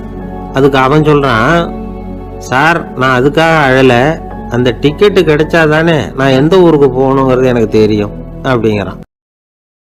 ஒரு குரு, இளம் சீடர்கள் எதிரில் உட்காந்துருக்கிறாங்க. குரு பாடம் நடத்திக்கிட்டு இருக்கிறார். சீடர்களுக்கு ஒரு ஆசை, அதாவது ஒரு முக்கியமான மந்திரத்தை நம்ம குருநாதர்கிட்ட இருந்து கத்துக்கணும் அப்படிங்கிறது அவங்க ஆசை. அது என்ன மந்திரம்னா, இறந்தவரை உயிர்ப்பிக்கக்கூடிய புனித மந்திரம். அதாவது செத்தவங்களுக்கு மீண்டும் உயிர் உண்டாக்குகிற மந்திரம். குருவே, தயவு பண்ணி அந்த மந்திரத்தை எங்களுக்கு உபதேசிக்கணும் அப்படின்னு கேட்டாங்க. அது ரொம்ப ஆபத்தானது, அது என்னத்துக்கு உங்களுக்கு வேண்டாமேன்னாராம் குரு. எங்களுடைய நம்பிக்கை உறுதிப்படுறதுக்காகத்தான் கேட்குறோம், வேற ஒன்றும் இல்லை அப்படின்னு நாங்களாம் சீடர்கள். பக்குவப்படாத அறிவுங்கிறது ரொம்ப ஆபத்தானது அப்படின்னாராம் குரு. இது சீடர்களுக்கு புரியல. அது எப்படிங்க பக்குவப்படாத அறிவு ஆபத்தானதுன்னு சொல்றீங்க, அப்படின்னா என்ன அப்படின்னு கேட்டிருக்காங்க சீடர்கள். குரு அதுக்கு விளக்கம் கொடுத்தாராம். அந்த மந்திரத்தை எப்போ பயன்படுத்தணுங்கிறது முக்கியம். அதை அறியக்கூடிய ஞானம் ஏற்படுகிற வரைக்கும் அதை தெரிஞ்சுக்காம இருக்கிறது தான் நல்லது, இல்லைன்னா ஆபத்துன்னாராம். ஆனால் அந்த சீடர்கள் அதை கேட்குற மாதிரி இல்லை, ரொம்ப பிடிவாதம் பண்ண ஆரம்பிச்சுட்டாங்க. சரி வாங்க சொல்கிறேன்னார் குரு. எல்லாரும் வந்தாங்க. அந்த புனித மந்திரத்தை அவங்களுக்கு ரகசியமாக உபதேசம் பண்ணார். உபதேசம் பண்ணிவிட்டு அவங்களுக்கு எச்சரிக்கையும் கொடுத்தார். இந்த மந்திரத்தை நல்லா ஆராய்ச்சி பார்த்ததுக்கு அப்புறம் தான் உச்சரிக்கணும், அவசரப்பட்டு எதுவும் செஞ்சிடக்கூடாது அப்படின்னு ஒரு தடவைக்கு பல தடவை எச்சரிக்கை கொடுத்தார். சரின்னு சொல்லிவிட்டு அவங்கெல்லாம் மந்திரத்தை கற்றுக்கிட்டு எழுந்திரிச்சு போயிட்டாங்க. ஒரு நாள் அந்த சீடர்கள் எல்லாம் மணற்பாங்கான இடத்துல அப்படியே நடந்து போயிட்டு இருக்கிறாங்க. ஒரு பாலைவன பகுதி மாதிரி ஒரு இடம். அங்கே ஒரு இடத்துல எலும்புகள் குவியலாக கிடந்தது. உடனே இந்த சீடர்கள் முன்ன பின்ன யோசிக்காம தியானமும் பண்ணாம அந்த மந்திரத்தோட பயனை சோதிச்சு பார்க்கணும் அப்படின்னு நினச்சிக்கிட்டு அந்த மந்திரத்தை உச்சரிக்க ஆரம்பிச்சிட்டாங்க. அவ்வளவுதான். உடனே என்னாச்சு தெரியுமா? அந்த எலும்புகள் எல்லாம் ஓநாய்களாக மாறி அவங்கள துரத்த ஆரம்பிச்சுட்டுது. சீடர்கள் எல்லாம் தலைதெறிக்க ஓட ஆரம்பிச்சுட்டாங்க. ஓநாய்களும் விடலை, அவங்கள துரத்தி பிடிச்சி கடிச்சு கொதற ஆரம்பிச்சுட்டுது. அப்போதான் அந்த சீடர்களுக்கு குரு சொன்ன அறிவுரையோட அர்த்தம் புரிஞ்சுது. பக்குவப்படாத அறிவு ஆபத்தானது அப்படிங்கிறது. அதனால இதுலேருந்து நாம் தெரிஞ்சுக்க வேண்டியது என்னன்னா, நாம் நம்ம அறிவை வளர்த்துக்கிட்டா மட்டும் போதாது, அந்த அறிவை எப்போ எப்படி பயன்படுத்தணும் அப்படிங்கிற பக்குவமும் நமக்கு வரணும். அப்போ தான் வாழ்க்கை நல்லபடியாக அமையும், இல்லைன்னா இடைஞ்சல் தான். இந்த காலத்தில் சில சின்ன பிள்ளைங்களுக்கே அறிவு ரொம்ப பக்குவப்பட்டிருக்குங்கிறத உணர முடியுது. ஒரு சின்ன பையன் பள்ளிக்கூடத்தில் மார்க் லிஸ்ட் கொடுத்தாங்க, வாங்கிக்கிட்டு அவசரமாக வீட்டுக்கு ஓடினான். எதிரில் வந்த ஒருத்தர் கேட்டார், என்ன அவசரம், ஏன் இப்படி வேகமாக ஓடுறேன்னார். எங்கள் அம்மா கிட்ட அடி வாங்கணும், அதுக்காக தான் ஓடுறேன்னா. அடி வாங்கிறதுக்கா இவ்வளவு அவசரம்னார் அவர். அப்படி இல்லைங்க, நான் போகிறதுக்குள்ளே எங்கள் அப்பா வீட்டுக்கு வந்துட்டாருன்னா அவர்கிட்ட அடி வாங்க வேண்டியிருக்கும், அதை அவாய்ட் பண்ணுறதுக்காக இப்படி ஓடுறேன் அப்படின்னு நானும். அந்த பையன் ஒரு தெருவில் சில சிறுவர்கள் விளையாடிக்கிட்டு இருந்தாங்க. ஏதோ ஒரு உயரமான கல்லை நடுத்தெருவில் வச்சு அதை சுற்றி சுற்றி ஓடி வந்துக்கிட்டு இருக்கிறாங்க. அது என்ன விளையாட்டோ அவங்களுக்கு தான் தெரியும். கொஞ்ச நேரம் அப்படி விளையாடிக்கிட்டு இருந்தவங்க விளையாடி முடிச்சதும் அந்த கல்லை நடுத்தெருவில் அப்படியே விட்டுட்டு அவங்கவுங்க வீட்டுக்கு ஓடி போட்டாங்க. அதுக்கப்புறம் அந்த வழியாக 2 பெண்கள் பேசிக்கிட்டே வந்தாங்க. பேச்சு சுவாரஸ்யத்தில் நடுத்தெருவில் இருந்த அந்த கல்லை கவனிக்கலை, காலில் இடிச்சுட்டுது, லேசாக ரத்தம் வந்துட்டுது, வலி தாங்கலை. காலில் இடிச்சுக்கிட்ட பொண்ணு திட்ட ஆரம்பிச்சுட்டுது.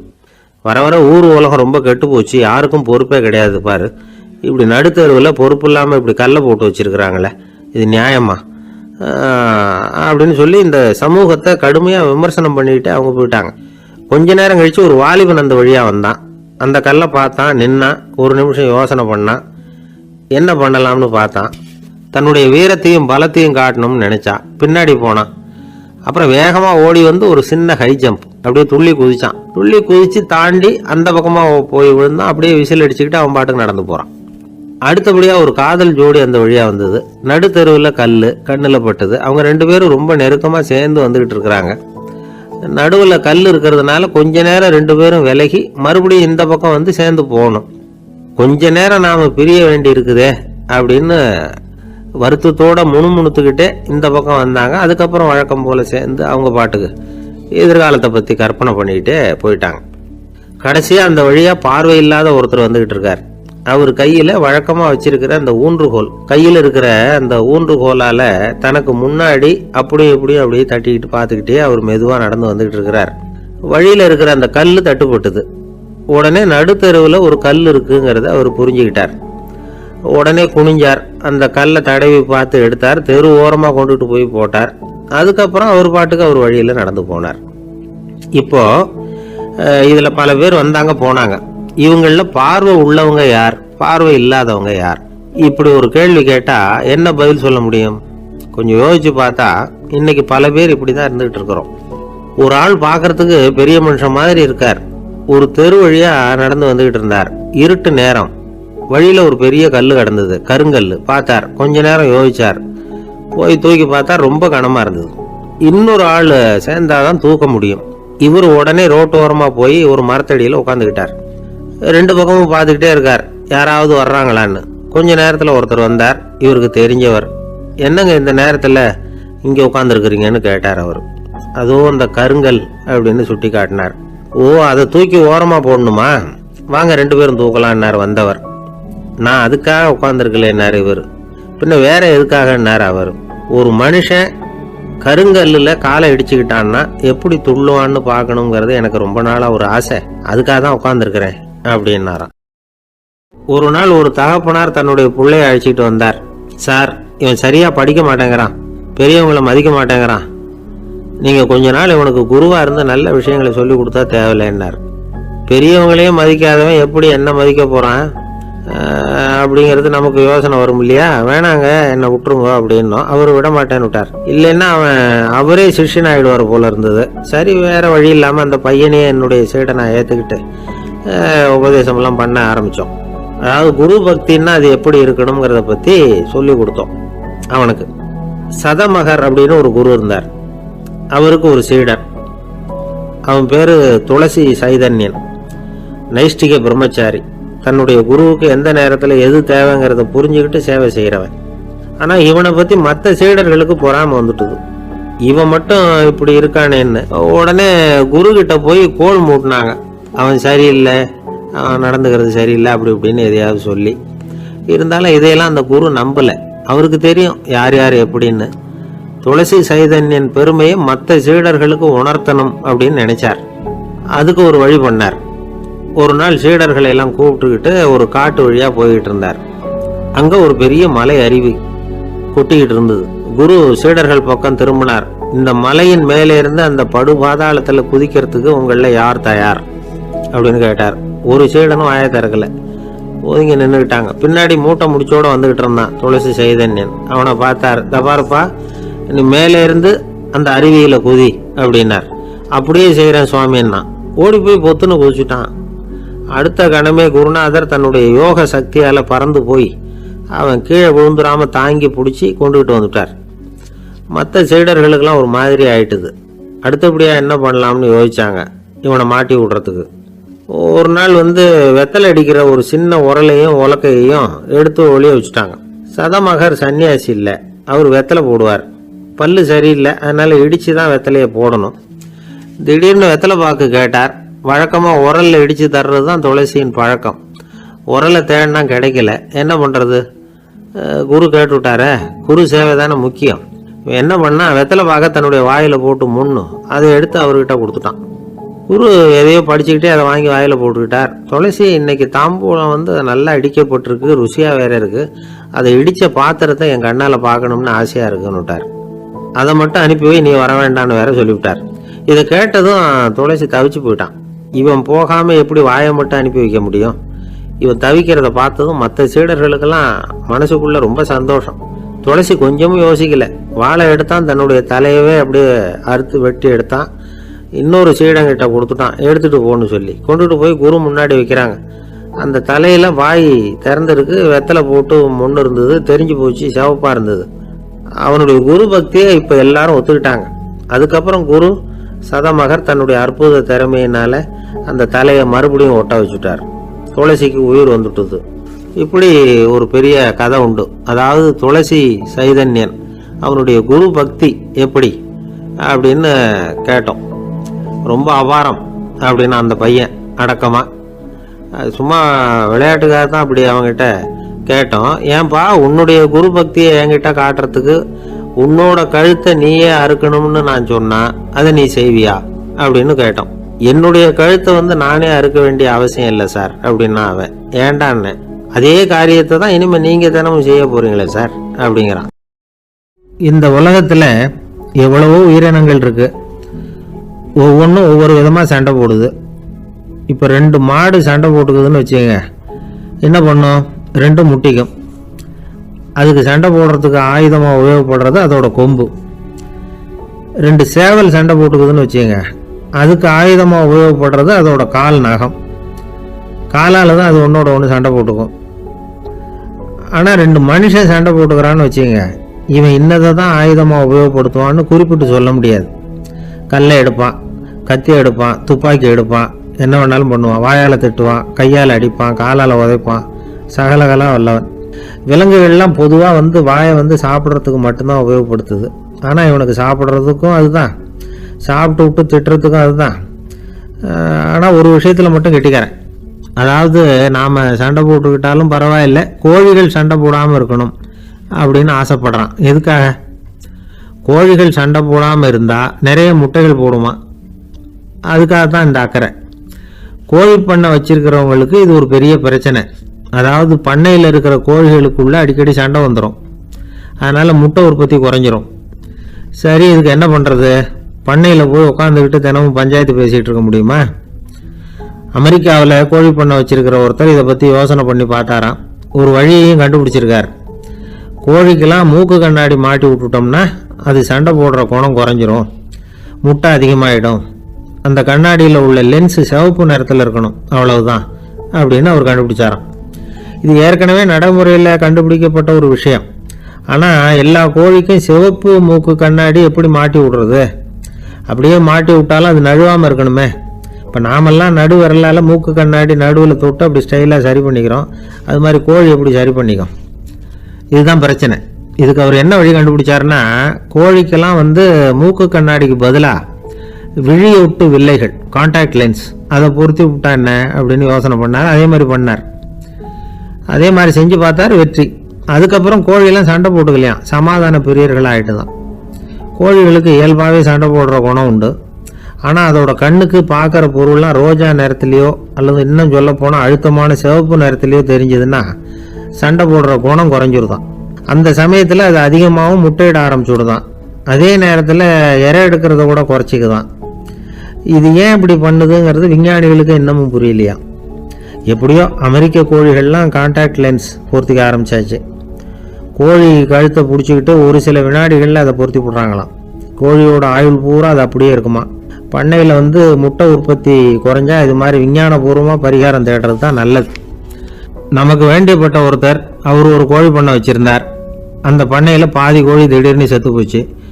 உடனே ஒரு கால்நடை மருத்துவர்கிட்ட போக வேண்டியது தானே, அங்கே போகல. உள்ளூரில் மந்திரம் பண்ணிகிட்டு இருந்த ஒரு சாமியார்கிட்ட போனார். அவர் காலில் விழுந்தார். சாமி, என் பண்ணையில் பாதி கோழி செத்து போட்டுதுன்னார். சாமியார் யோசனை பண்ணார். சரி, பண்ணையில் வாசப்படி கிழக்கு பக்கமாக வச்சுருக்கியா மேற்கு பக்கமாக வச்சுருக்கியான்னு கேட்டார். கிழக்கு பக்கமாக இருக்குன்னார் அவர். அதுதான் தப்பு, மேற்கு பக்கமாக அதை மாற்று, சரியாக போடும்னாராம். அதே போல் அவர் போய் மாற்றிவிட்டார். அப்பவும் பாதி செத்து போச்சு. மறுபடியும் சொன்னார், சாமி மறுபடியும் பாதி கோழி செத்து போட்டுதேன்னார். சரி, கூரை எப்படி போட்டிருக்க, ஓடு போட்டிருக்கியா இல்லை கீத்து போட்டிருக்கியான்னார். ஓடு போட்டிருக்கேன்னாராம் அவர். அதுதான் தப்பு, கீத்து போட்டுரும், சரியாக போடும்னாராம். சரின்னு போய் அதையும் மாற்றி பார்த்தார். மறுபடியும் போயிட்டுது, கோழி செத்து போச்சு. வந்தார், மறுபடியும் பாதி செத்து போச்சு சாமின்னு வந்தார். இவரும் யோசனையை மாற்றி மாற்றி சொல்லிகிட்டே இருக்கிறார். இப்படி அவரும் மாற்றி மாற்றி பார்த்தார். 6வது தடவையாக அவரை தேடிட்டு வந்தார். அந்த சமயத்தில் இவர் ரொம்ப தீவிரமாக யோசனை பண்ணி பார்த்துட்டு, அது சரிப்பா, நீ என்கிட்ட சளைக்காமல் வந்துக்கிட்டு இருக்கிற, நானும் யோசனை சொல்லிகிட்டு இருக்கேன். இப்போவும் உங்ககிட்ட சொல்கிறதுக்கு என்கிட்ட யோசனை நிறையா இருக்குது, ஆனால் சோதிக்கிறதுக்கு உங்ககிட்ட கோழி இல்லையே, என்ன பண்ணுறது அப்படின்னாராம் இவர். ஆசைப்படுறதுல தப்பு இல்லை, ஆனால் அந்த ஆசை தேவைக்கு தகுந்த மாதிரி இருக்கணும். தேவைக்கு மீறிய ஆசைகள் இருக்கு பாருங்க, அது தேவையில்லை. இந்த கருத்தை வலியுறுத்தது மாதிரி ஒரு கதை உண்டு. தேவேந்திரனுக்கு திடீர்னு வீடு கட்டணும்னு ஒரு ஆசை வந்துதான். வீடுன்னா நாம கட்டுற மாதிரி இல்லை. தேவேந்திரன் வீடுன்னா சும்மாவா, ஒரு பிரம்மாண்டமான அரண்மனை கட்டணும். அது மாதிரி இந்த 3 லோகத்திலையும் ஒரு அரண்மனை கிடையாது அப்படின்னு எல்லாரும் சொல்லணும். இது அவனோட ஆசை. உடனே தேவ தச்சரான விஸ்வகர்மாவை கூப்பிட்டான், உத்தரவு போட்டான். விஸ்வகர்மா தன்னுடைய உதவியாளர்களை எல்லாம் கூப்பிட்டு ஒன்னா சேர்த்துக்கிட்டார். படாத பாடுபட்டு ஒரு பெரிய அரண்மனையை கட்டி முடிச்சார். கட்டி முடிக்க 1000 வருஷம் ஆச்சு. தேவேந்திரன் பார்க்கறான். அவனுக்கு திருப்தி ஏற்படலை. என்னுடைய அந்தஸ்துக்கு இது ரொம்ப சாதாரணமான கட்டிடம், இதை விட இன்னும் பெருசா கட்டு அப்படின்னா. தேவ தச்சர் திணறி போயிட்டார். அவரால் அதுக்கு மேலே எதுவும் செய்ய முடியல. என்ன பண்ணுறதுன்னு யோசனை பண்ணார். நேராக நாரதர் காலில் போய் விழுந்தார். நீங்கள் தான் என்னை இந்த பிரச்சனையிலேருந்து காப்பாற்றணும்னார். நாரதர் யோசனை பண்ணார். சரி, கவலைப்படாதேன்னார். நேராக இந்திரன்கிட்ட போனார். இந்திரன் நாரதரை பார்த்த உடனே வாங்கன்னு கூட்டிகிட்டு போய் அரண்மனையை காட்டினான். இது மாதிரி ஒரு அரண்மனையை நீங்கள் வேற எங்கேயாவது பார்த்துருக்குறீங்களா அப்படின்னு ரொம்ப பெருமையாக கேட்டான். நான் பார்த்ததில்லை, ஆனால் என்னை விட வயசில் மூத்தவர் மகரிஷி லோமேசர், அவர் ஒரு வேளை பார்த்துருக்கிறாரா என்னமோ அப்படின்னார். உடனே அவரை மனசில் நினச்சி தியானம் பண்ணினார். அடுத்த கணம் லோமேசர் அங்கே வந்தார். இடையில ஒரு சின்ன துண்டு, கையில் ஒரு கமண்டலம், தலையில் ஒரு பாய், அவ்வளவுதான் அவர்கிட்ட இருந்தது. எதுக்காக தலையில் இந்த பாய் அப்படின்னு கேட்டான் இந்திரன். என்ன மாதிரி அற்ப ஆயுள் உள்ள ஒரு ஜீவன் தனியாக வீடு கட்டிக்கிட்டு திண்டாடணுமா? இந்த பாய் தான் ஒரு வீடு மாதிரி எனக்கு நிழல் கொடுக்குது அப்படின்னார் அவர். என்னது, உங்களுக்கு அவ்வளவு கொஞ்சமான ஆயுளா அப்படின்னு ஆச்சரியத்தோடு கேட்டான் இந்திரன். ஆமாம், இதை பாரு, என்னுடைய மார்பில் ஒரு பொற்காசு அளவுக்கு ரோமம் உதிர்ந்துட்டுது. எப்போ என் உடம்புல உள்ள எல்லா ரோமமும் உதிர்ந்துருமோ அப்போ என்னுடைய ஆயுள் முடியும் அப்படின்னார். எப்போ அந்த ரோமங்கள் பூரா உதிரும்னு கேட்டான் இவன். ஒரு பிரம்மா மறைஞ்சதும் ஒரு ரோமம் உதிரும். என் உடம்புல உள்ள ரோமங்களின் எண்ணிக்கை எவ்வளவோ அவ்வளவு பிரம்மாக்கள் தோன்றி அவங்க ஆயுள் முடியும் பொழுது என் உடம்புல உள்ள ரோமங்கள் பூரா உதிரும் அப்படின்னார். அப்படின்னா ஒரு பிரம்மாவோட ஆயுள் எவ்வளவு காலம்னு கேட்டான். ஒரு பிரம்மாவுக்கு 100 தேவ வருஷம். ஒவ்வொரு தேவ வருஷத்துக்கும் 365 தேவ நாள். ஒவ்வொரு தேவ நாள்லையும் ஒன்ன மாதிரி 14 இந்திரர்கள் தோன்றி மறைகிறாங்க அப்படின்னு மகரிஷி லோமேசர் சொல்றார். இதை கேட்டதும் இந்திரன் ஆடி போட்டான். அவ்வளவு ஆயுள் உள்ள இவரே அற்ப ஆயுள்னு சொல்றார். நான் என்னுடைய ஆயுளை பெருசா நினைச்சுக்கிட்டு பிரம்மாண்டமான அரண்மனை கட்டணும்னு ஆசைப்படுறேனே அப்படின்னு நினைச்சான். எனக்கு வீடு கட்டின வரைக்கும் போதும்னு விட்டான். அதனால நாமெல்லாம் நம்முடைய தேவைக்கு தகுந்த மாதிரி ஆசைப்படுறது தான் நியாயம். ஆனால் அப்படியே நடந்துக்கிறோம். மனுஷன் கடவுளையே ஏமாற்றி காசு வாங்கிறதுக்குள்ள ஆசைப்படுறான். ஒருத்தன் கடவுளை நினைச்சு தவம் இருந்தான். கடவுள் நேரில் வந்தார். தேவலோகத்தில் ரூபாய்க்கெல்லாம் என்ன மதிப்புன்னு கேட்டான். அங்கெல்லாம் ரூபாய்ங்கிறது உங்கள் பணத்தில் 1 கோடி ரூபாய்க்கு சமம். அதாவது தேவலோகத்தில் 1 ரூபான்னா இங்கே 1 கோடி ரூபா. அது மாதிரி எங்களுக்கு ஒரு நாளுங்கிறது உங்கள் கணக்கில் 1 கோடி வருஷத்துக்கு சமம் அப்படின்னார் கடவுள். அப்படின்னா எனக்கு நீங்கள் அதிகமாக எதுவும் தர வேணாம், உங்கள் கணக்குப்படி ஒரே 1 ரூபா கொடுங்க, அது போதும்னா இவன் ரொம்ப சாமர்த்தியமா. கடவுள் யோசனை பண்ணார். அது ஒன்றும் கஷ்டம் இல்லை, 1 ரூபா தானே கேட்குற, கொடுத்துட்றேன். ஆனால் இப்போ வரும்பொழுது நான் எடுத்துக்கிட்டு வரல, எங்கள் கணக்குப்படியே 1 நாள் பொறுத்துக்க பணத்தோடு வந்துடுறேன் அப்படின்னு சொல்லிவிட்டு பறந்து போயிட்டார். பறந்து போய்கிட்டு இருந்தார். அவர் தோளில் ஒரு பெரிய துணி மூட்டை, அதை சுமந்துக்கிட்டு கடத்தெருவை நோக்கி அவர் போய்கிட்டு இருக்கிறார். வழியில் அவரை சந்திச்சார் உமர். அவர் கேட்டார், கலீஃபா அவர்களே, எங்கே புறப்பட்டுட்டீங்க அப்படின்னு கேட்டார். கலீஃபான்னா ஆட்சித்தலைவர்னு அர்த்தம். இதுக்கு அவர் சொன்னார், நான் துணி வணிகம் செய்கிறவன், அதனால துணி வியாபாரம் செய்யறதுக்காக போயிட்டு இருக்கிறேன்னார். நீங்க இப்போ இந்த நாட்டுக்கு ஆட்சித்தலைவர், ஆட்சி பொறுப்புல இருக்கிறீங்க, நீங்க வியாபாரம் செய்ய போட்டா அரசு பணிகளை செய்யறது யாரு அப்படின்னு கேட்டார் அவர். நான் அரசு பணிகளை மட்டுமே செஞ்சுக்கிட்டு இருந்தா என் குடும்பத்தை காப்பாத்துறது யாரு அப்படின்னு கேட்டார் அவர். இப்படி கேட்டவர் யார் தெரியுமா? அவர் தான் அபூபக்கர், இறை தூதர் முகமது அவர்களுக்கு பிறகு கலீஃபாவாக தேர்ந்தெடுக்கப்பட்டவர். அப்போலாம் ஆட்சி தலைவர்களுக்கு சம்பளம்னு எதுவும் கிடையாது. இந்த பிரச்சனையை எப்படி தீர்க்கிறதுன்னு யோசனை பண்ணார் உமர். அபு உபைதா அவர்கள்கிட்ட அழைச்சிட்டு போனார். அவர் யாருன்னா, அவர் தான் பொது நிதி கருவூலத்தின் பொறுப்பாளர். அவர்கிட்ட பிரச்சனையை சொன்னார். இது மாதிரி ஆட்சி தலைவருக்கு பொது நிதியிலிருந்து ஊதியம் அளிக்க முடியுமான்னு கேட்டார். பொது நிதி விதிகளின்படி அதுக்கு சாத்தியம் இல்லைன்னு சொல்லிவிட்டாரு அவரு. சரி, வேற ஏதாவது வழி இருக்குதான்னு கேட்டார் உமர். அபு உபைதா கொஞ்சம் யோசனை பண்ணி பார்த்தார். அப்புறமா சொன்னார், மக்காவிலிருந்து மதீனாவுக்கு குடிபெயர்ந்து வந்த அகதிகளுக்கு நிதி உதவி அளிக்கிறதுக்கு விதிகளில் இடம் இருக்கு. அப்படி பார்த்தா அபூபக்கரும் அகதி தானே, அதனால எல்லா அகதிகளுக்கும் கொடுக்கறது மாதிரியே அவருக்கும் ஒரு தொகை அளிக்கலாம்னார். கலீஃபா அபூபக்கருக்கு இந்த அகதி உதவி தொகையைத்தான் கொடுத்துட்டு வந்தாங்களாம். குடும்ப செலவுக்கு அது போதுமானதா இல்லை. இருந்தாலும் கலீஃபாங்கிறதுக்காக மற்ற அகதிகளை விட அதிகமாக தொகையை பெற அவர் விரும்பல.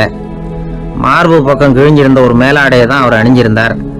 அவருடைய துணைவியார் அஸ்மா, அவங்க ஒரு நாள் தேன் அருந்த ஆசையா இருக்குன்னாங்களாம். நமக்கு கிடைக்கிற ஊதியம் குடும்ப செலவுக்கே போதுமானதா இல்லையே, இந்த நிலையில தேன் வாங்கறதுக்கு காசுக்கு நான் எங்க போவேன்னு இருக்காரு அவரு. கொஞ்ச நாள் கழிச்சு அவங்க ஒரு தொகையை அவர்கிட்ட கொடுத்து தேன் வாங்கிட்டு வர சொன்னாங்களாம். இவருக்கு ஆச்சரியம், ஏது இந்த பணம்னு கேட்டிருக்காரு.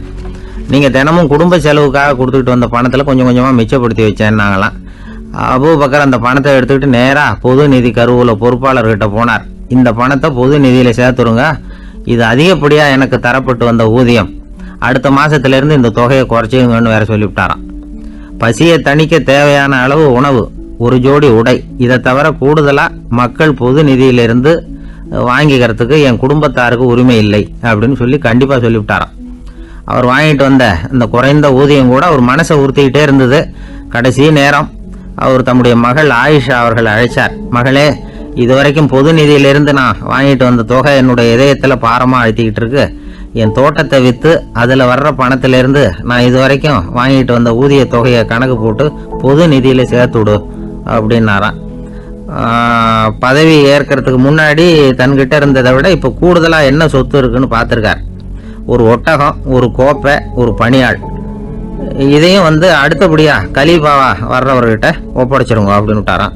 அதே மாதிரி அடுத்து வந்த உமர்கிட்ட ஒப்படைச்சாங்க. அப்போ உமர் சொன்னாராம், அபூபக்கரே, இந்த முன்மாதிரியால் உங்களுக்கு பிறகு இந்த ஆட்சி பொறுப்பை ஏற்கிறவர்களை பெரும் நெருக்கடிக்கு ஆளாகி விட்டீங்க அப்படின்னு சொல்லி ரொம்ப கண் கலங்கினாராம். கடைசியாக அபூபக்கர் தன்னுடைய குடும்பத்தாருக்கு விட்டு சென்ற சொத்து ஒரு படுக்கை விரிப்பு, ஒரு போர்வை, அவ்வளவுதான்.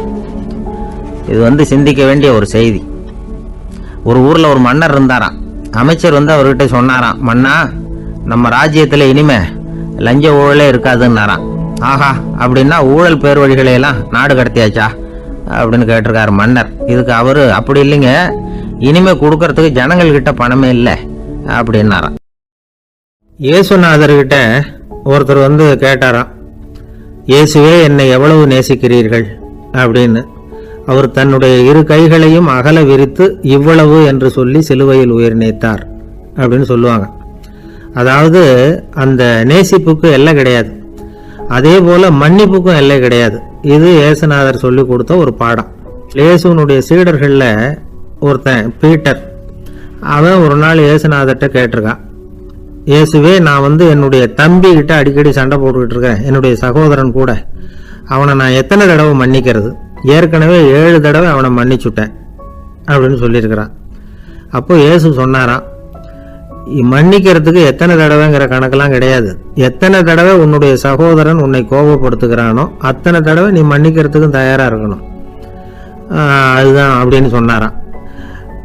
அப்போ இவனுக்கு ஒன்றும் புரியல, இது என்ன அவன் தப்பு பண்ணிக்கிட்டே இருப்பான், நாம மன்னிச்சுக்கிட்டே இருக்கிறதா அப்படிங்கிறது மாதிரி குழப்பமாக இருந்திருக்கிறான். அப்போ இயேசுநாதர் தன்னுடைய சீடன் பீட்டர்கிட்ட ஒரு கதை சொன்னாராம்.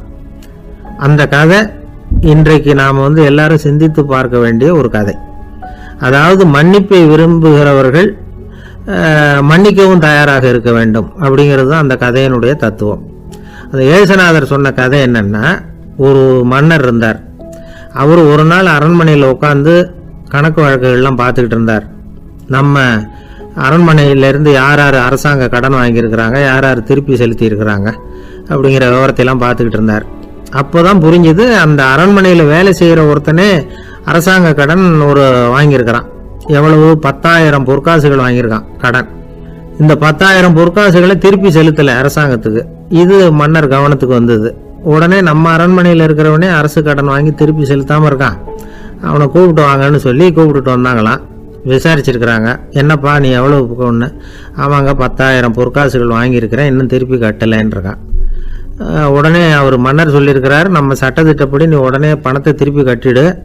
அப்படி உன்னால் கட்ட முடியலன்னா உன்னுடைய வீடு, வாசல், சொத்து, சுகம் எல்லாத்தையும் விற்று அந்த பணத்தை அரசு கருவூலத்தில் சேர்த்துக்கிறதுக்கு நானே ஏற்பாடு பண்ணிடுறேன் அப்படின்னு அந்த மன்னர் சொன்னாராம். இவன் அப்படியே அதிர்ச்சி ஆகிட்டான், அப்படியே பொத்துன்னு காலில் விழுந்தானா. மன்னா, என்னை மன்னிச்சுங்க, என்னால் முடியல, எனக்கு மன்னிப்பு கொடுங்க அப்படின்ட்டுருக்கான். உடனே அவர் எழுந்திரிச்சு, சரி நீ மன்னிப்பு கேட்டுவிட்ட, அதனால் உன்னை மன்னிக்கிறேன், நீ பணம் கட்ட வேண்டாம் அப்படின்னு சொல்லி அந்த மன்னர் அவனை விட்டுட்டாராம். பணத்தையும் தள்ளுபடி பண்ணிட்டார், நீ திருப்பி கட்ட வேண்டான்னு. இவனுக்கு ரொம்ப மகிழ்ச்சி, அதனால் ரொம்ப உல்லாசமாக வந்துகிட்டு இருக்கிறான். தெருவில் வந்துக்கிட்டு இருக்கிறப்ப இவங்கிட்ட கடன் வாங்கின ஒருத்தன் எதுக்கு வந்துக்கிட்டு இருக்கான். அவன் இவங்கிட்ட ஒரு 100 பொற்காசுகள் கடன் வாங்கியிருக்கான். அவன் வந்தான், இவன் போய் அவன் சட்டையை பிடிச்சிக்கிட்டான், நீ எப்படா என் கடனை திருப்பி கொடுக்க போறேன்னு. அவன் இப்போ முடியல, கொஞ்சம் பொறுத்துக்கா, அப்புறம் தரேன் இருக்கான். அதெல்லாம் முடியாது, நீ கொடுத்து தான் ஆகணும் அப்படின்னு இவன் புடிவமாக சொல்கிறான். இப்போ நிலைமையை பாருங்க, இவன் ஏற்கனவே 10,000 பொற்காசுகள் அரசாங்கத்தில் கடன் வாங்கினா அதுக்கு மன்னிச்சு விட்டுட்டார் இவனை. ஆனால் இவன் இன்னொருத்தனை மன்னிக்கிறதுக்கு தயாராக இல்லை. இவங்கிட்ட கடன் வாங்கின இன்னொருத்தன் 10 பொற்காசுகள், அவனை மன்னிக்க தயாராக இல்லை. அவனை கொண்டு போய் நீதிமன்றத்தில் கொண்டு போய் நிறுத்தி தண்டனை வாங்கி கொடுத்துட்டான். நீதிபதி என்ன சொன்னார், அந்த இவன் வாங்கின பொற்காசுகளை திருப்பி கட்டுற வரைக்கும் ஜெயிலில் இருக்கணுங்கிறது தீர்ப்பு. ஆனால் உடனே அரசர் காதில் வந்து விழுந்தது. சொல்லிட்டாங்க, உங்ககிட்ட மன்னிப்பு வாங்கிட்டு போனானே ஒருத்தன், அவன் இன்னொருத்தனை மன்னிக்கிறதுக்கு தயாராக இல்லை, அவனை கொண்டு போய் ஜெயிலில் அடைச்சிட்டான் அப்படின்னு. உடனே மன்னர் பார்த்தார், இவனை மறுபடியும் கூப்பிட்டு வர சொன்னார். தபாரப்பா, நான் உன்னை மன்னிச்சு விட்டேன், ஆனால் நீ இன்னொருத்தனை மன்னிக்கிறதுக்கு தயாராக இல்லை, அதனால் என்னுடைய தீர்ப்பையும் மாத்துறேன், நீயும் அரசு கடன் தீர்ற வரைக்கும் ஜெயிலில் தான் இருக்கணும் அப்படின்னு சொல்லி ஜெயிலுக்கு அனுப்பிச்சிட்டாராம். இப்படி ஒரு கதையை இயேசுநாதர் தன்னுடைய சீடருக்கு சொன்னதாக ஒரு வரலாறு. அது என்ன, அதுலேருந்து நாம் புரிந்து கொள்ள வேண்டியதுன்னா, நாம் மன்னிக்கப்படணும்னு நாம் விரும்புகிறோம்னா நாம் இன்னொருத்தரை மன்னிக்கிறதுக்கு தயாராக இருக்கணும். அதனால் நாம் இன்னொருத்தரை யாரையும் மன்னிக்க மாட்டோம், ஆனால் என்ன இன்னொருத்தர் மன்னிக்கணும் அப்படிங்கிறது மாதிரி செய்யக்கூடாதுன்னு சொல்லுவாங்க. அது மாதிரி நாம் இப்போ இது தப்பாக புரிஞ்சுக்கிறவங்களும் இருக்கிறாங்க. பாவம் மன்னிப்புங்கிறதுலாம் எதுக்குன்னா, அதாவது மறுபடியும் பாவம் செய்யாமல் இருக்கிறதுக்காக தான். அதான் மன்னிக்கிறாரே அப்படிங்கிறதுக்காக மறுபடியும் பாவம் பண்ணிகிட்டு இருக்கிறது இல்லை. அதான் ஒருத்தர் கேட்டாராம், பாவத்திலிருந்து மன்னிப்பு கிடைக்கணும்னா நீ என்ன செய்யணும் அப்படின்னு கேட்டிருக்கார். அதுக்கு அவன் சொல்லியிருக்கிறான், நான் முதல்ல பாவம் செய்யணும், அப்போ தானே மன்னிப்பு கிடைக்கும் அப்படின்னு நானாம். இப்படிப்பட்டவர்கள் தான் இன்றைக்கி உலகத்தில் அதிகமாக இருக்கிறாங்க. அதனால் இந்த மன்னிப்பின் மகத்துவங்கிறது இயேசுநாதர்கிட்டேருந்து தான் நாம் புரிஞ்சுக்கணும். அந்த இயேசு சொன்ன அந்த மன்னிக்கிற மனோபாவம் இருந்தால் இன்றைக்கி உலகம் பூராவும் அமைதி பூங்காவாக இருக்கும். அதில் ஒன்றும் ஆச்சரியமே இல்லை, அதில் ஒன்றும் சந்தேகமும் இல்லை. அதனால் மன்னிக்கிற மனோபாவத்தை நாம் எல்லாரும் நமக்குள்ளே வளர்த்து கொள்ள வேண்டும் அப்படிங்கிறது தான் நாம் இன்றைக்கு எல்லோரும் சிந்தித்து பார்க்க வேண்டிய ஒரு செய்தி. ஒரு நண்பர் இருக்கார், எப்போ பார்த்தாலும் கையில் ஒரு புத்தகம் இருக்கும், புத்தகம் இல்லாமல் எங்கேயும் புறப்பட மாட்டார்.